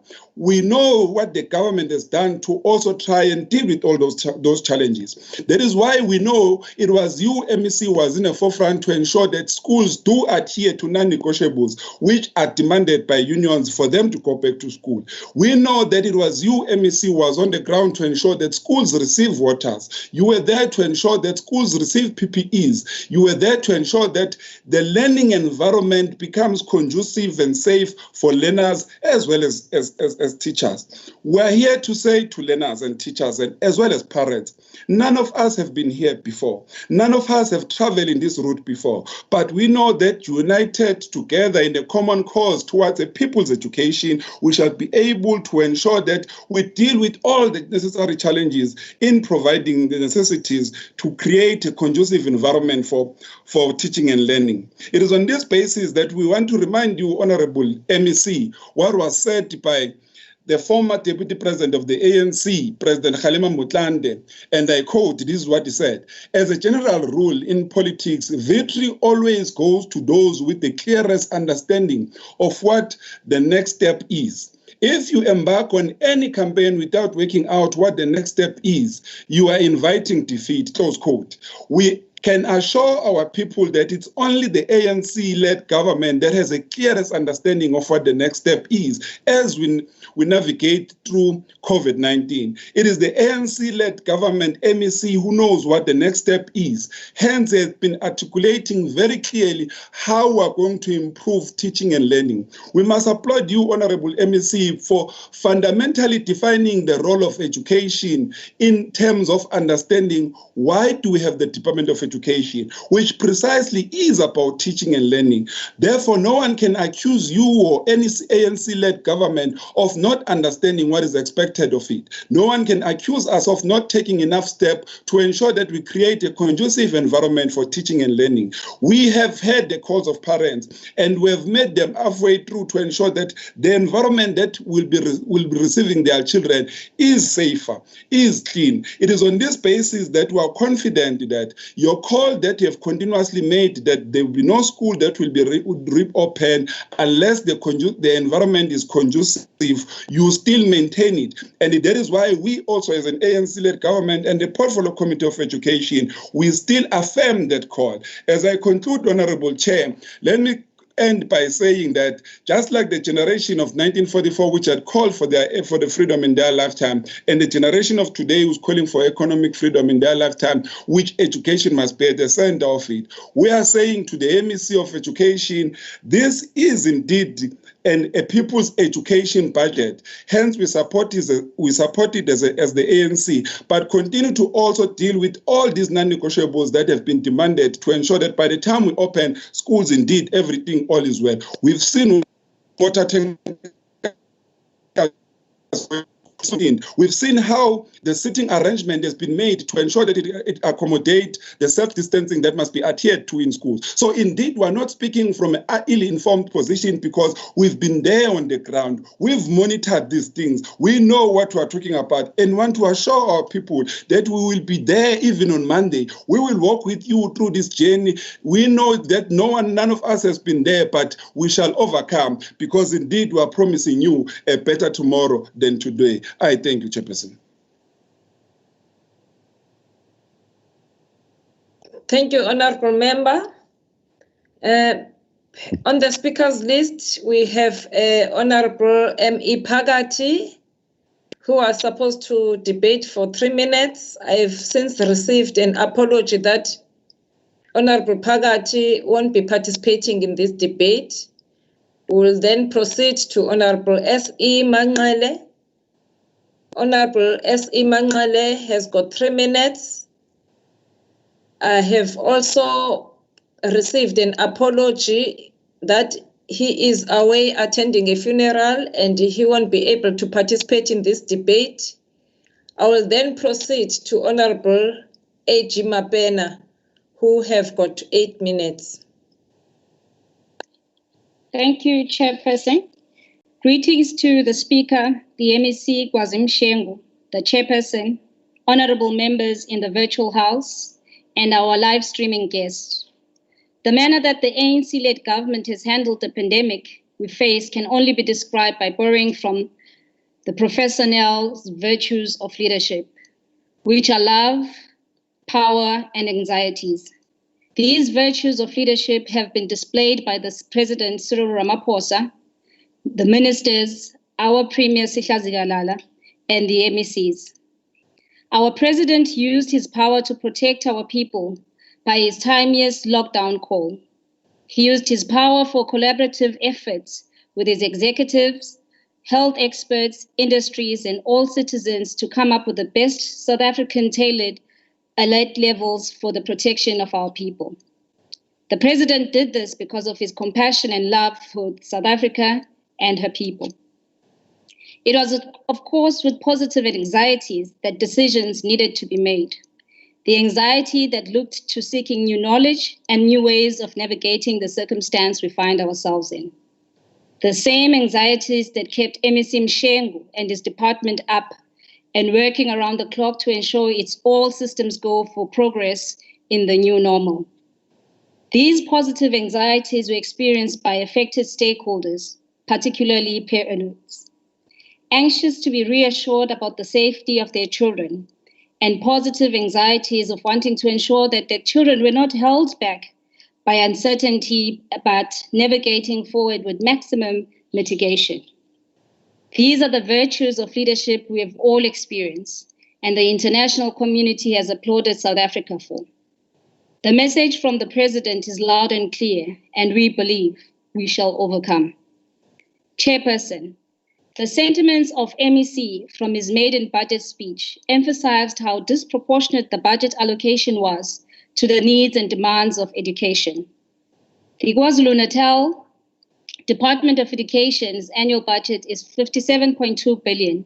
90% of the budget goes to personnel costs and the remainder is allocated to infrastructure, water, sanitation, building of new schools and renovation, as well as eradication of asbestos roofing in our schools, scholar transport and nutrition, rolling out of e-learning ICT equipment, provision for learner teaching support material.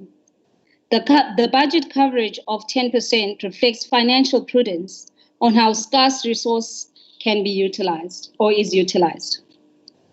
Considering the circumstances we find ourselves now, Honorable Chairperson, it has become even more disproportionate, particularly the infrastructure budget.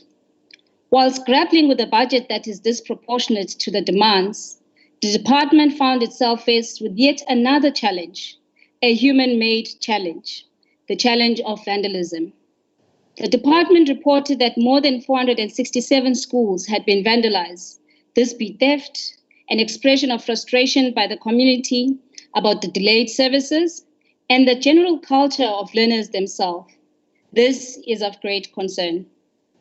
Vandalism, Chairperson, steals not only from the learning of the child or condition of work of the schooling staff, but steals from the development of other communities who are rightfully awaiting infrastructure development from the budget that they have been deprived of by the apartheid regime and now has to be redirected to dealing with vandalism. Our people have seen the African National Congress deliver services in many areas, and their eagerness and growing impatience for the same to come to them cannot be enough reason for vandalism and torching of schools. The partnership with community safety and liaison and the police has borne fruits. We commend the SGB and the communities for working together in reporting these cases. This has led to the arrest of 28 suspects across the province. May they continue their supportive role in curbing this man-made challenge. This is the form of active citizenship we desire from all our citizens. Despite all these challenges, Chair, the department continues to build schools, build new ablution facilities, eradicate asbestos roofing across the province, and in partnership with district municipalities, alleviate the backlog of water provision. We work together with Dr. Kika, Honorable Kika, in Umzinyate and Utugela, where we saw this in action. Honorable Chairperson, a school is a place of teaching and learning where violence is frowned upon. The violence within school premises remain a huge concern. According to experts, this culture is mirrored from our communities, families, and the conditions the children live in. In condemning this unnatural behavior in schooling environment, we call for greater collaboration between the Department of Education and Social Development. Honorable Chair, society expects and demands a government that is anchored on values that espouses characteristics of good governance.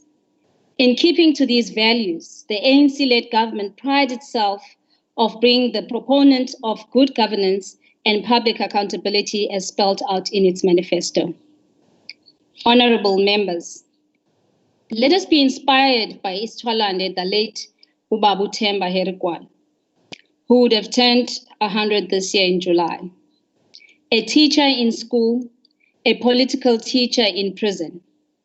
Ubabu Herikwal's fortitude increased with each day despite his illness, till his very last breath. Nothing deterred the man of steel. To him, the mission of liberation knew no obstacle. So shall we. Let nothing deter us, no obstacle hinder our endeavors for an improved education system, for a better future and a prosperous KwaZulu-Natal. Chairperson, allow me to wish the young people of KwaZulu-Natal a happy New Year, a happy Youth Month, and our LGBTQ+ community a happy Pride Month. In fulfillment of our mandate by our people of KwaZulu-Natal, as the African National Congress, we adopt the budget. I thank you.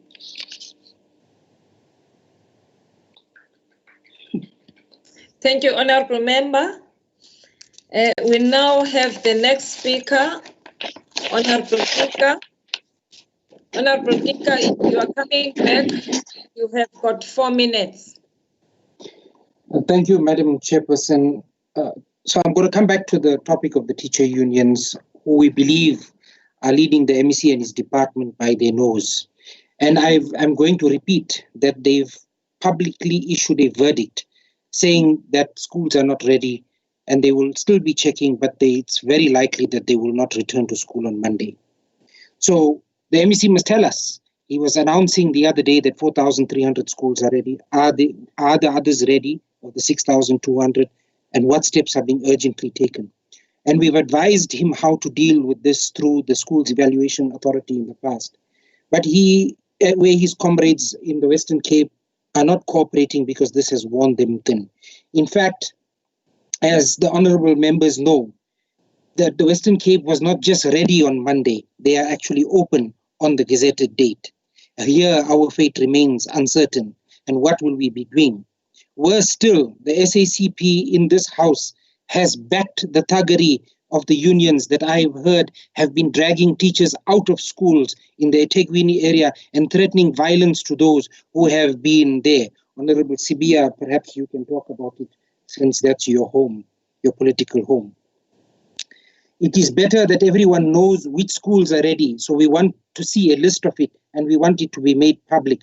And we want to know, we don't want to be held hostage, and we don't want to see this department being held hostage going forward by the thuggery of the unions, because not even a dispute has been lodged by any of them. We recognize them as vital stakeholders, but we cannot be held hostage by them. The COVID-19 pandemic has caused the fig leaf of the ANC to fall off, Honorable Mchali. And to end, I'm going to just quote from the Honorable Mshengu. And he said, and he posted this on social media, he said the ANC is one of the unfortunate revolutionary organizations with too many members angry at each other. You remember the Morane Commission. So don't put yourselves first. Our priority must be a capable state through quality basic education. The foundation of this is not just about completing the curriculum, but also to ensure that the environment to do this is conducive, safe, and resourced. Without commitment, accountability, and dedication, the success of learners post-grade 12 is one where they may be condemned to a vicious cycle of poverty caused by the lack of access to higher education and unemployment. And this is not the South Africa we want. The Honorable Mchali was also very, very correct, and he made a very, very valid point, especially the point about the deprivation of the apartheid government when it came to all other races. And this is something we must all agree with. We must agree that this was indeed an evil past, and we never ever want to see anything like it ever again. The Honorable Dlamini made some very valid points, interestingly, and I agreed with so many of them, especially her points on the NSNP. Really, it's a point that I also made, that, you know, the ANC abuses it to win elections within the ANC and outside the ANC because of its patronage systems. But to her, I'm going to say that we must accept that if schools are safe, they must open. Only those schools that are not safe should not open. I think the Honorable Mavuso, will get a ruling from the Speaker, but, she can't blame the DA for the things that are going wrong in this province. By contrast, the province where we govern, we see that schools are open and the teething problems will all be dealt with, hopefully by the end of the week. Honorable Kaluza, I come back to you. Yes, and it comes back to the same thing that I just spoke about just now. Yes, the good question is, why are our children not at school when they should be at school currently? You see, it is because of the social partners that back a decision, whose decision has been backed to hold this department hostage. That's the simple answer.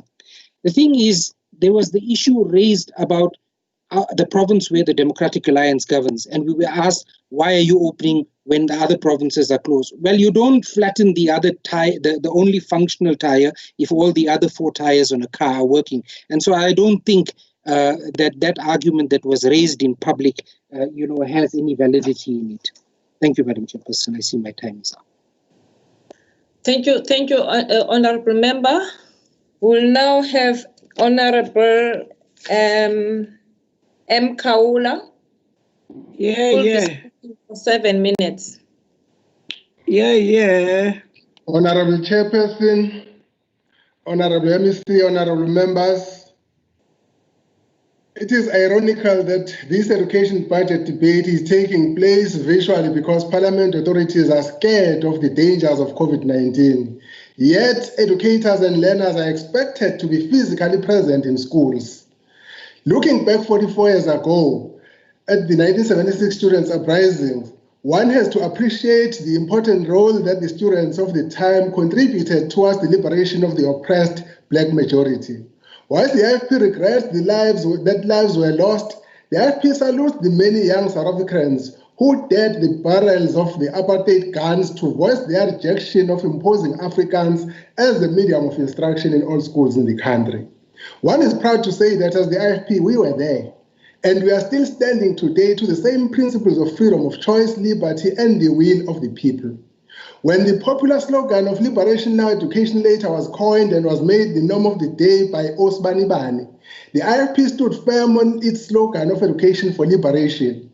The IFP slogan of Education for Liberation confirms the high regard that the IFP always places on education. It is this importance that makes us to look at the goings on in education today and wonder. We look at education today and get reminded of the words of Alan Paton with sorrow when he said, I quote, "Cry the beloved country." It is as if Cry the Beloved Country was written with the present day education scenarios in mind, of course, not in the same setting. As the IFP, we appeal to our Education MEC, Honorable Mshengu, to ensure effective consultation with all stakeholders during these trying times. We appeal to the MEC to work towards the reopening of schools in the province, but in doing so, ensure that the lives of our learners and our educators and all staff in the institutions are not put at the risk of contracting the COVID-19. As the IFP, we have sadly noted that when the MEC missed the mark in various stages of this saga, it was mostly due to misrepresentation of reports given to the MEC by some people in the department. This has to be corrected, MEC. The IFP notes that the biggest slice of the 2020-21 KwaZulu-Natal budget goes to education. A matter of concern is that the department spends 91% of its budget on compensation of employees against the national norm of 80% for CEO. This leaves the department with only 9% for operational expenditure. Our allocation of the norms and standards in the province is 955 Rand per learner in quintile 1, 2, 3 schools instead of the national norm of 1,466 per learner. This means that KwaZulu-Natal education is robbing the schools 511 Rand per learner in quintiles 1, 2, 3 schools. The national norm is 735 per learner in the quintile 4 schools, and the province is paying 522 per learner. This means that the province is robbing quintile 4 schools a sum of 213 Rand per learner. In quintile 5 schools, the national norm is 254 per learner, and KwaZulu-Natal education is paying only 179 Rand per learner. This means that the province is robbing quintile 5 schools a sum of 75 Rand per learner. The IFP strongly appeals to this and for this anomaly to be addressed. The IFP president, who is also leader of the official opposition in KwaZulu-Natal, will be addressing this matter a lot more in the near future, so let me just end it there. There is this other burning issue of the 30% other that is withheld and reinforced by the Department of Education. When I asked the HOD, Dr. Nzama, about this at the Portfolio Committee meeting at Dokis in February, he conceded that there was corruption involved in the administration of the 30% other. He said that an investigation conducted by the department in about 2 or 3 districts had revealed corruption. He said that the department was yet to conduct a full-scale investigation in all districts. The IFP is waiting for a report in this regard.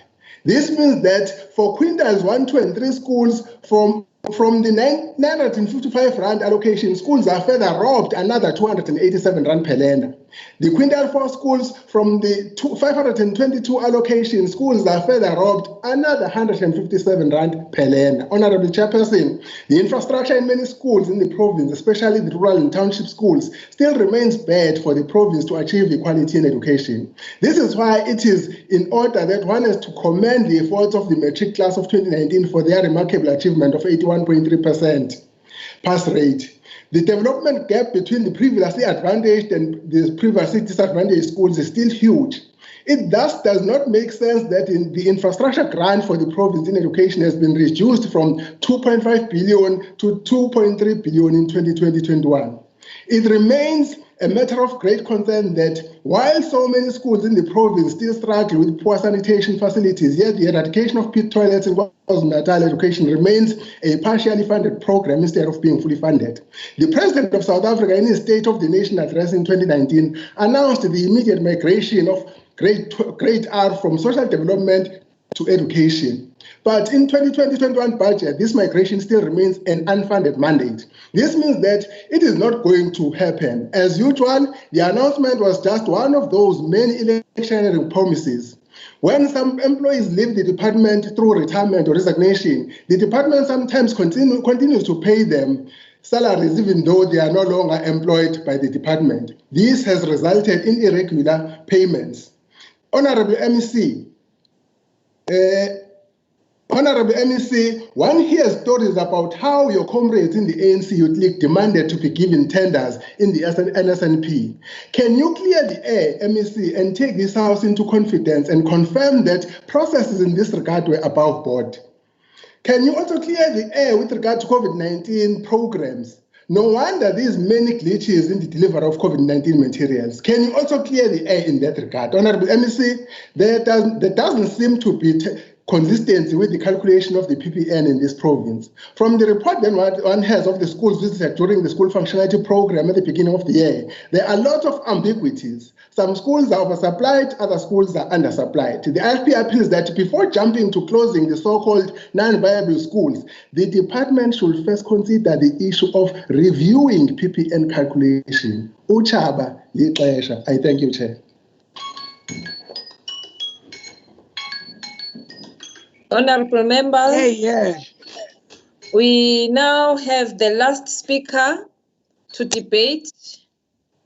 Honorable N.M. Sibia, you may now close this debate. You have got 9 minutes. Thank you very much, Honorable Chairperson. Honorable Chairperson, because we don't have time. Is there anything wrong, Chair? No, continue on, Honorable Member. Thank you, Chairperson. Because we don't have enough time, Chairperson, we're just going to go straight to some of the issues that have been raised here, because we've got a responsibility as portfolio committee members representing our own parties as well, while we belong to the committee, to deal with some issues that can be very misleading here. I just want to remind Umam Madlopal a few things, Honorable Chair, that this Department of Education, just in this financial year, as Pumagion, they were given about 100 million rands for infrastructure development because of how they are spending their finances in infrastructure. One of the top provinces in the entire country that is able to spend its infrastructure money accordingly and on time. I just want to clarify that, because there was an issue that no, we are not spending on infrastructure. But this is the province that was given 100 million rand on top of what was given to the department as the budget from the national government. So it's just a reminder that whenever we say things, we must also not forget what is the reality. But also on the issue of ferry boats, Chair, members must not forget that we once at the portfolio committee meeting, because it's important that we remind each other. It's a public debate, so the public must also clarify. Once at the portfolio committee meeting that was in Durban, where this matter of ferry boats was discussed extensively with the department. In fact, the very same portfolio committee that we belong to, all of us, we agreed that the department must deal with this matter in a manner where it's going to remove some money out of the spending that it spent. Honorable member, support staff, please, can you hold the watch? Honorable member, you are not visible enough, audible enough. Sasha inkulumo namandla kangaka ilungisani bakithi. Ingane yangisukela. Sifuna ukuyizwa le nkulumo namandla. Ingezuzwakala nje. Hayi izozwakala le. Alizudisturb isikhathi sakho emhlonishwa, angazi nokuthi uhlele endaweni e-right. I think, Chairperson, am I not audible? Uyazwakala kodwa uyazwakala kodwa manje umane uyakha uphinde ukhathe. Esingakuzwanga sithi ukuhlehla kancane isikhathi. Hey Nkosi yami. I have a problem. Chairperson, can I continue? Please. Yes, you can continue now. So we then as the committee even advised the department that it needs to use systems that are there to recoup money out of the purchasing of these books. So that one was clear and we all agree. So I don't think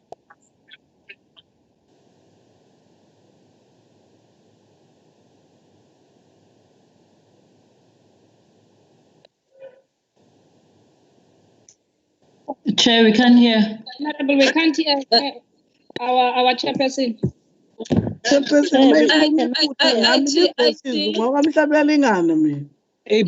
debating, it's fine if we don't hear him.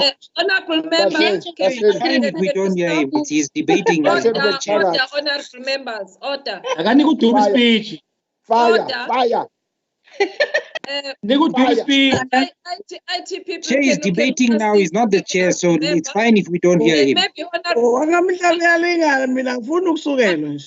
members, ngicela ningaphazamisi bakithi ngiyacela. Ngicela Chairperson, it might be better now. ngicela ukuthi uhlele endaweni e-right yini? It might be better now, Chair. Keep a lot of time. It's better. Is it better, Chairperson? It sounds Yes, better. we can hear you, Comrade Jomo, Chair. Thank you so much. Now, the entire ANC. Continue. Yes, we must have your defense. Honorable members, order. Order, Support staff, Madam. please don't take the time of Honorable Smiya, please. Order, Madam Chairperson. Continue, Imran honorable Kika member. here, order. I'm rising on Rule 66. The Honorable Honorable member, you are disturbing us. Honorable member, you know the order, Madam Chairperson. You have I'm got to Rule raise your 66. hand. You have got to raise your hand, honorable member, please. I'm still Rule on the floor, and the presiding officer, don't disturb me, please. Please. Okay? Can you continue, Honorable Smith? Thank you, Chair. Chairperson, let me quickly run to the next part of my. It's not even a debate, but it's just to clarify some issues because it's important that we clarify these matters. You see, Chairperson, to have a member of this legislature who was part of the Portfolio Committee of Education, to just stand up here and say, no, the schools are not going to be open, we're not ready. That very same member was part of the oversight visits that we had last week, and we all agree that schools can open, but there are those that cannot be open. So, but members just stand up and say, all schools can't be opened, we are not ready. It's just so fallacious and malicious. It's damaging. In fact, it's damaged the very same member. But Chair, regarding the issue of watering down of our results that we achieved last year as this KwaZulu-Natal province in the Department of Education, it's only can be done by those who are living in the dream world, the utopia. We have no time or interest as this government to live in an unrealistic world.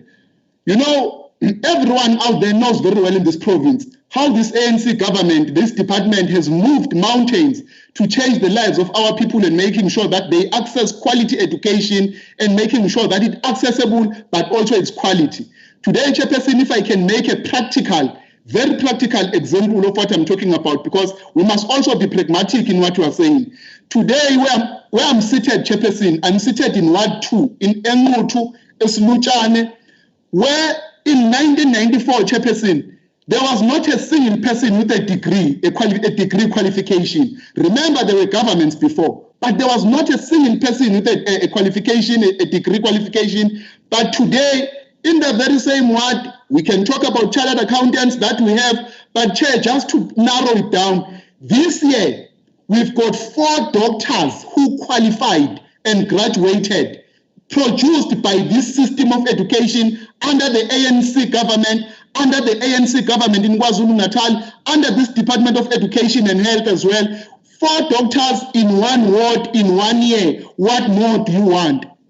What quality do you want? We're talking about doctors here. We're not talking about fakes. We're not talking about any manga business. But we're talking about serious stuff in a deep rural area. So it means our education system is quality. Some are coming from Cuba. Some were produced by University of KwaZulu-Natal. High quality standard doctors produced by this system. Why would you water down the achievement that we achieved as KwaZulu-Natal last year with the results that we achieved? We're saying continue department, we're doing very well. Let's achieve even better results moving forward. You know, Chair, it's worrying that people even just today, they are talking about us, the ANC campaigning and elections and everything. We are just on a budget. There is COVID-19. Elections are not even in our minds. We don't even know when is the date of the elections, but it shows how these people are scared of elections. I understand why they are scared, because some of them have been relegated, not even to be opposition parties, to be main opposition parties. People are rejecting them. People are not even voting for them. They continue telling us about Western Cape, telling about that it's sophisticated, but it's so pathetic if a member is going to tell us about the Western Cape being in KwaZulu-Natal. Let me say something, Chairperson. You know, if you talk about Western Cape and you are happy about what is happening in Western Cape, it's because you don't understand the reality. The Western Cape, which is run by the DA, is not running the country as we are talking. You must ask yourself that why, if it's running the Western Cape correctly, why people are not, they are not voting it? It's because people are rejecting it. People understand very well that what is being done in Western Cape, it's not what they need. Here in the KZN legislature is upset. They've been relegated not to be an opposition party. People rejected them. They are declining. It's because people are tired of being told a lie, a very tired lie, to say things are happening very well in Western Cape. The racist economic approach that we see and being implemented in Western Cape is what people don't need here in this province. That's why they won't vote the DA. So bringing issues of Western Cape in this province, it's a waste of time. It's tiring. It's tired. Honorable Speaker, can I disturb you? There's a hand from Honorable Kika. Honorable Kika, can we hear your order, please? Thank you, Madam Chair. I am rising on Rule 52, point of order, as well as Rule 2532G. The Honorable Sibia stated that the DA in this House is declining, and that is misleading and misguided, because our numbers have shown that we have actually increased our numbers in the House, and his party is amongst those that have decreased the numbers in this House, and I would like a ruling in this regard. Honorable Kika, that was a debate point. Continue, Honorable. But he's misleading the public, Madam Chair, and I would like a ruling from the... You are not an opposition anyways anymore. Madam Chair, the person is, the other speaker. Continue, Honorable Continue, Honorable Sotobe. Thank you, Honorable Chairperson. A ruling on this. Let us just put things into perspective.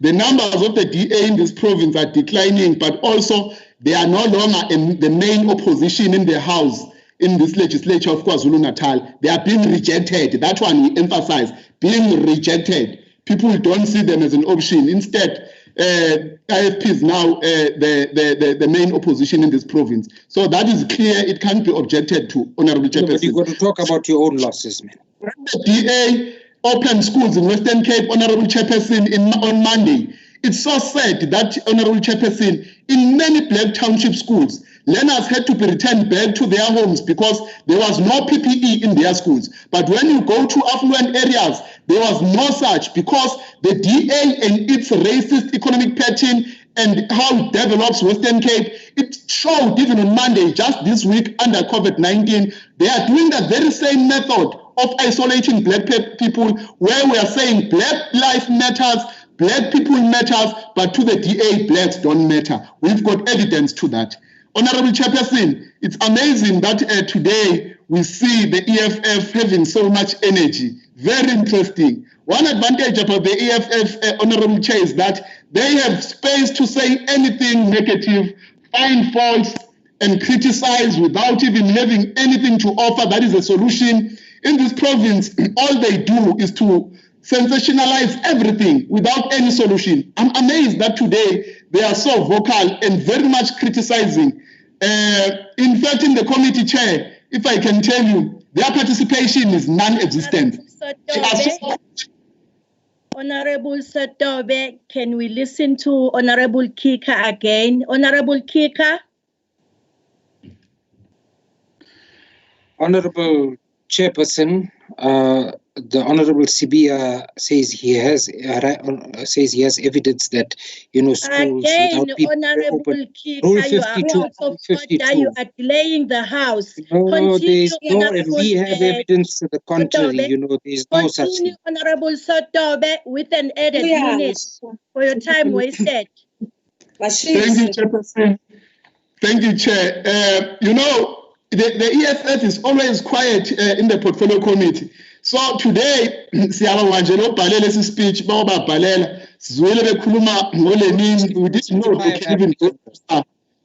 So siyabonga kakhulu, but what we can say to the EFF, please bring solutions to every matters that you are raising. Bring solutions. Don't sensationalize issues. You know very well what has been put on the ground. You know very well that the issues that you are raising in schools, majority of schools, we found that they are ready. There are schools that are not ready. So let's not just criticize, but don't come up with solutions. It's so sad that Honorable Kika insults unions and say they are thugs.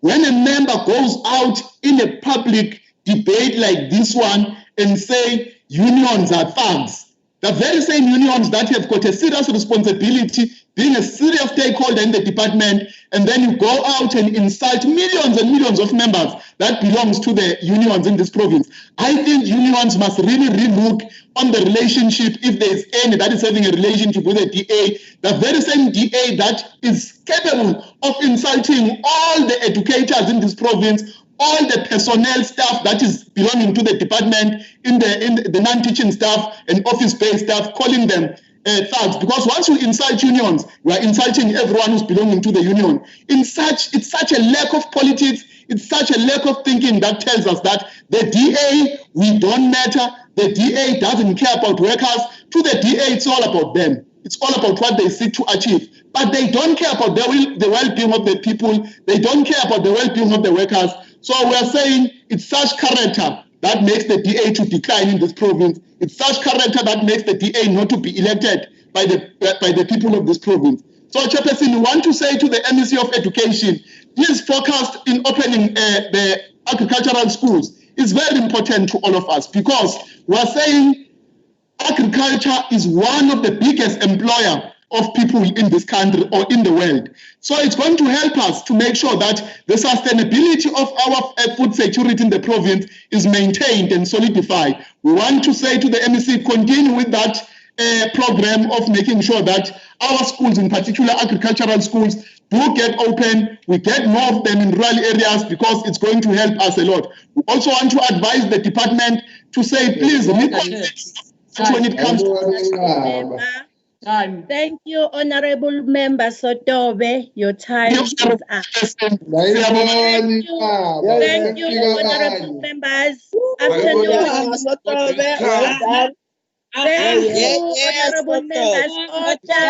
Thank you, Honorable Members. Honorable Members, order. I'm taking over from Honorable Swat Boy. Honorable Members, allow me to invite the MEC for Education, Honorable KwaZulu-Natal. Thank you, Madam Chair, and I want to thank all members for the debate, and particularly those who are from the People's Movement for telling the truth as it is, acknowledging the work that has been done, but also objectively pointing the weaknesses which we need to attend to as a department. I want to first start by directly answering to some of the questions. Honorable Kaula asked if I can assure the House that there's never been any pressure from the ANC Youth League or the ANC for that matter around the issues of NSNP. I want to say it clear that there's never been such a pressure, neither has there been any favors asked for. And we are on record as the department to say anyone who has information. MEC, Yes. can I disturb you? Honorable Mwango, I can see that you have indicated that you'd like to talk. Can I check? The rule that you want. No, Chair. It was on the previous speaker. Oh. Unfortunately, we did not. Ignored me or not me. Oh, okay. Continue, Honorable MEC. So, Chair, I was saying that anyone who has information that there were lists submitted and all of those things, we are on record to say that information should be given to the police or any law enforcement agency so that there is thorough investigation done. But what we are not going to do is to work on the figment of imagination of certain people. You know, we're busy building the country here. Other people are busy building factories to manufacture lies. So we are not going to be sidetracked by that. We want to be focused. So anyone who has information around the alleged corruption on NSNP is free to go to the police, to go to any law enforcement agency, as it were. With regard to the COVID-19, we are on record again having explained the issue of the PPEs. And what is good, Chair, is that we have volunteered this information to the public.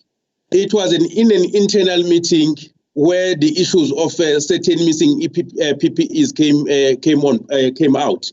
And if we're not serious about being transparent, we could have probably swept this matter under the carpet and say, let's simply add those that are missing without telling anyone, without instituting the investigation. But it is us who, out of that internal meeting, we decided to say, let's take the public into confidence. Let's appoint an independent investigator to check exactly what happened. And those that are even resurfacing now, we have said they must go and account to the investigation as to what had actually happened, because we were almost made to incur additional cost on things that were actually procured. We have even said the investigation. Honorable MEC, can you please switch on your camera? Thank you. It's on. I'm told it's on. But we can't see you. What do we do then, guys? Chair, ngathi sesifinjwe iwashi lakho la besimbona thina MEC. Ubengaveli kona wonke emhlonishwa uDube. Nako yes. Thank you. Continue, Honorable MEC. You are now visible. Okay, thank you. So I was just saying, Madam Chair, we have even requested that the investigation should look into other possible irregularities that may not have come to surface in regard to this project of procurement for 2019 COVID-19 essentials. MEC. Yes, Madam Chair. We see you, please. We can only see your background. Uphendule ikhamera umhlonishwa. Sizolmisa iwashi mhlonishwa. Yeah, libambe impela ngoba angaqedi. Sizolmisa mhlonishwa. And I had left 5 minutes, Chair, on my debate, so wangadela now.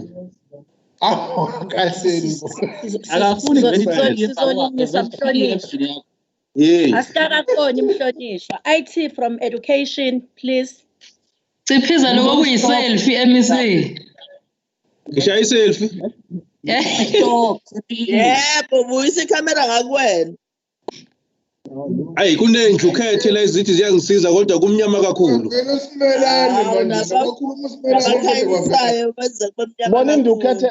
Bona indukhethe aka health manje thina. Kubalulekile ukuthi simbone. Hayibo madoda. Yabo usuyavela ke ngqongqoshe. Order, honorable members, honorable That's how we MEC, just right. may continue. Ukhumbulelwe 5 minutes wami waseqaleni. So I was saying, Chair, that we have even said the investigation should cover the broad scope of the project, so that if there are any other possible irregularities, we are able to uncover them immediately and intervene. I know that Honorable Kika is pained because he is used to be an informer and a person who works on the basis of whistleblowers. Unfortunately, this time he could not get to be a whistleblower. We volunteered the information from the side of the department, and we are going to proceed without any distraction in regard to that. On the issue of the ratio, Babkaula, we agree that it is desired that we continue to lower the ratio in terms of, because now we're standing at 1 teacher to 30 learners. Desirably, we can go below that. But I just want to remind you that when the ANC government took over, the ratio was 1:47 in 1 teacher, 47 learners. So we've really made improvement, and I think that needs to be acknowledged. On the issue of Honorable Kika about the quality, we did say even in our budget speech that part of the problems that we still have to deal with in the system is to ensure that our learners at the age of 10 are able to read for meaning. And I'm not sure whether Kika can be assisted, because now I'm sure he's way above 10 years old, but he still can't read for meaning. We are saying the bachelor passes increased from 38,573 to 44,153. If that is not quality, then it's a proof that Honorable Kika still needs more attention so that he can also read for meaning and comprehension. On the issues of the infrastructure, I think Honorable Spear did cover them, that we are performing well. That's why we are even getting incentive allocation as we got another 100 million just towards the end of the last financial year. We agree on the issue of closing of schools, that we need to move with the greatest care so that we don't simply close schools that don't deserve to be closed. That's why we have directed that 18 schools that were declared non-viable, actually they should be reopened and remodeled. But those schools where really have been deserted by communities, because there are schools that have been deserted by communities as a result of migration, we have no other choice but to close those schools, and we are applying a very objective process in the closure of our schools. On the issue of LTSM, I think that one also was responded to, that we are providing every year and we are providing sufficient quantities for all the schools. Obviously, as we modernize the manner in which we run teaching and learning, we are hoping that we will gradually move towards digitized textbooks, so that we curb the problem of having to buy textbooks every year. And we think that as we move towards that area, we'll be able to cover them. I think those were the direct questions for now, Chair, in regard to what I wanted to respond directly. Okay, the other issue is around the installation of water and as part of non-negotiables. But let me now deal with this, Chair, in this regard. Honorable Taluza correctly identified the need to balance life and the revolution, because the two are dialectically interlinked and you can't separate them. And I don't expect other people such as Honorable Kika to understand that. The life and the revolution are inseparable. So as we reopen the school, we are guided by the need to protect both the life as well as the revolution. And our revolution is about the upliftment of the historically disadvantaged, those who were oppressed and repressed by the forebears of the organization that Honorable Kika belonged to. You know, there's a saying that says, out of nothing, nothing comes. The DA, as it is a direct descendant of a murderous system and a murderous party. and by implications, it still carries those traits. That is why they are not worried about the opening of schools, but they are worried that the schools must not open so that they continue to kill the future of the African child. That is their agenda. Today, Kika tells us about the opening of schools in the Western Cape, which has defined itself as a federal province in the country. But it doesn't tell us about the schools in Khayelitsha and Nyanga that have failed to reopen because they are not ready in terms of, they were not made to be ready in terms of the non-negotiables. He's only concerned about those who are in affluent areas because that's their constituents, that's what they serve. For them, the future of the African child does not matter. And that is why I'm saying they will not understand that we are not driven by the capital as some, I think one member claimed from EFF, but we are not driven by any other motive except to protect the life and the revolution, except to protect those who stand to benefit in our revolution. I'm talking about the masses who have put their hope on the ANC as a leading government. We expect, obviously, Kika and the opposition, particularly the DA, to be very much aggrieved by the progress that is made by the African child. That is why, at the slightest opportunity, they will make sure that they do everything in their power to ensure that the future of an African child remains bleak, because they are serving the white supremacist agenda, which says, or which regards Africans as substandard and as people who are nothing but sellers of labor. That's what it is. And that is why, instead of him working with us to prepare the schools of KwaZulu-Natal, he's on the opposite side to ensure that the schools do not open. He's not worried about the work that we have done, about the objective challenges which we inherited from the past, because the forebears of Honorable Kika and the DA are the ones that made sure that rural areas are underdeveloped. The same rural areas which Kika today wants to blame them on the governance of the ANC. It is the apartheid system which you come from, Honorable Kika and the DA, that actually underdeveloped the rural areas, underdeveloped education in rural areas, as well as in township areas. I'm not surprised that we have said nothing about the safety of our investment in rural areas and in townships. When our schools are broken into, you say nothing, because those that you serve continue to benefit from historically advantaged schools and continue to live in gated communities. That is your constituency that you serve. And you don't only serve them, but you are an active participant in destroying the future of the African child.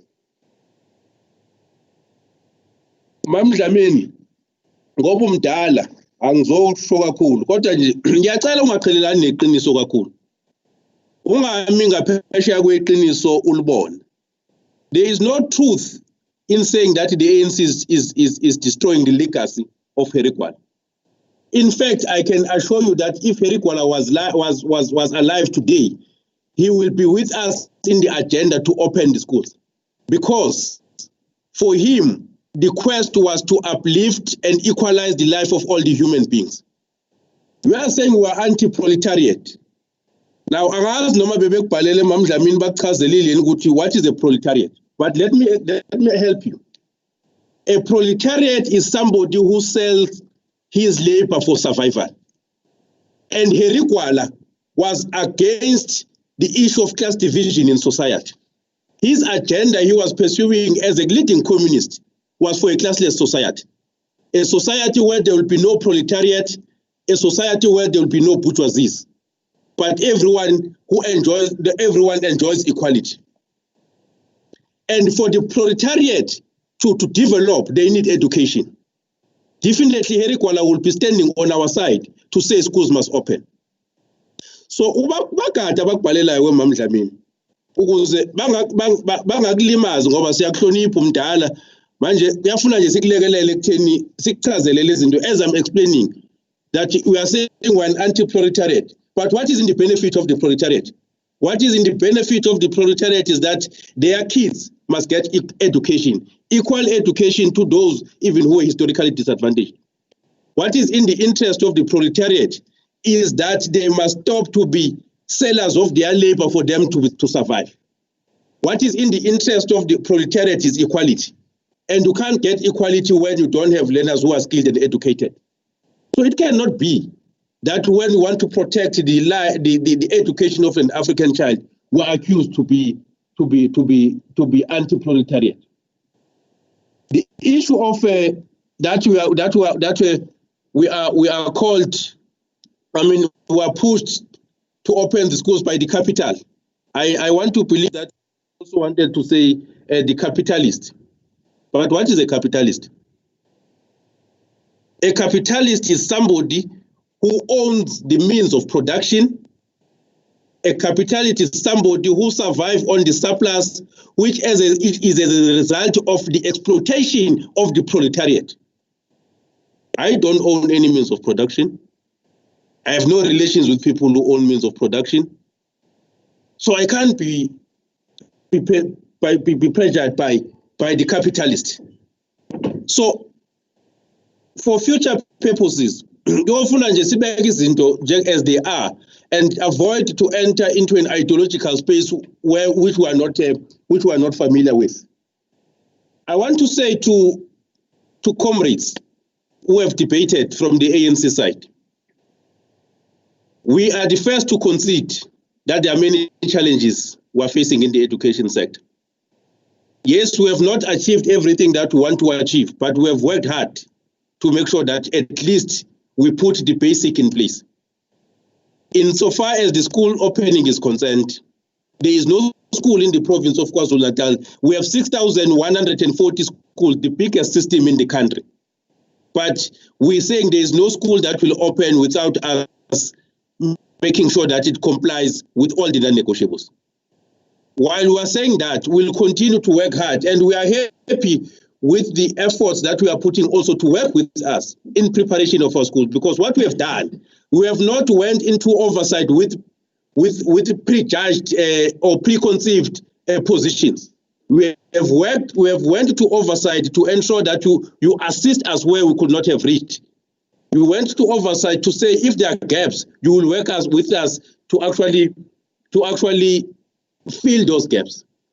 You are unlike those who went to oversight to ensure that they will come back and shout to say our schools are not ready.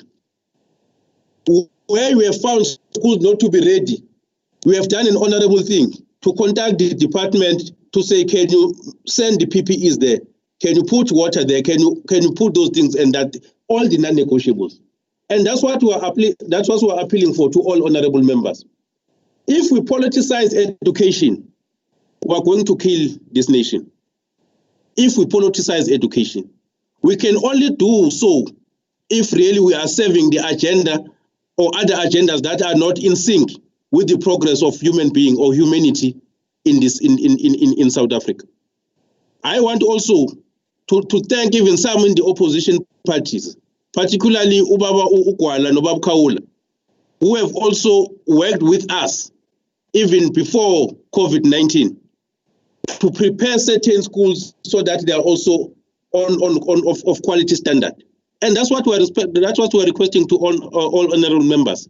We don't want to be treated with kids' gloves, but want objectivity. We don't want to be judged on preconceived ideas and positions. We want to be engaged and be treated with objectivity. And that is why I'm saying most from the opposition benches should take a leaf and learn from those who are in the ruling party, because they are not treating us with kids' gloves. They are engaging us objectively, and where there are challenges, they are the first to say there are challenges here, and you must attend to those challenges. So in closing, Chair, we really want to say, okay, there's one matter I almost forget. The attack to unions. I want to assure the members, Honorable Chair, that we are working very well with the unions. Obviously, Kika will not understand because he's not used to democracy. Those of us who are used to democracy will know that we differ, but we don't differ on strategic matters. We don't differ with the unions on the need to open schools. We don't differ with the unions and the teachers on the fact that schools must open in a safe environment. What we have been not failing per se, but unable to reconcile are the statistics of the schools that are read in the province. And we have agreed on a seamless process to verify all the schools that are read in the province. So the attack to the unions to say they are leading the department is just yet another figment of imagination, something that will not happen, Mr. Honorable Kika. We are working together with the unions, hand in gloves. Our relations are solid, they are healthy, and they will not be spoiled by the likes of you who want to drive a wedge between us and the unions. They know their place, we know our place. And when we engage driven by the need to improve the standard of education in our province. And that's where I want to leave it on the issue of the unions. Honorable Chair, we want to thank the legislature for allowing us the space to present our budget, and actually all the members who have debated. I'm hoping that beyond this, we'll continue to have fruitful engagements in the quest to make our country a better society to be, in a quest to equalize education, because again, education is an equalizer for the nation. Thank you so much.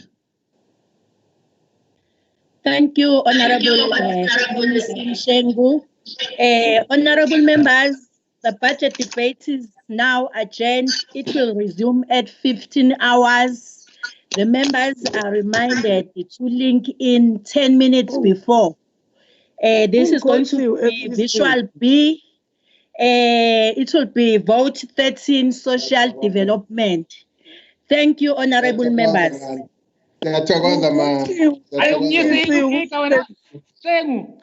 Kodliwe MEC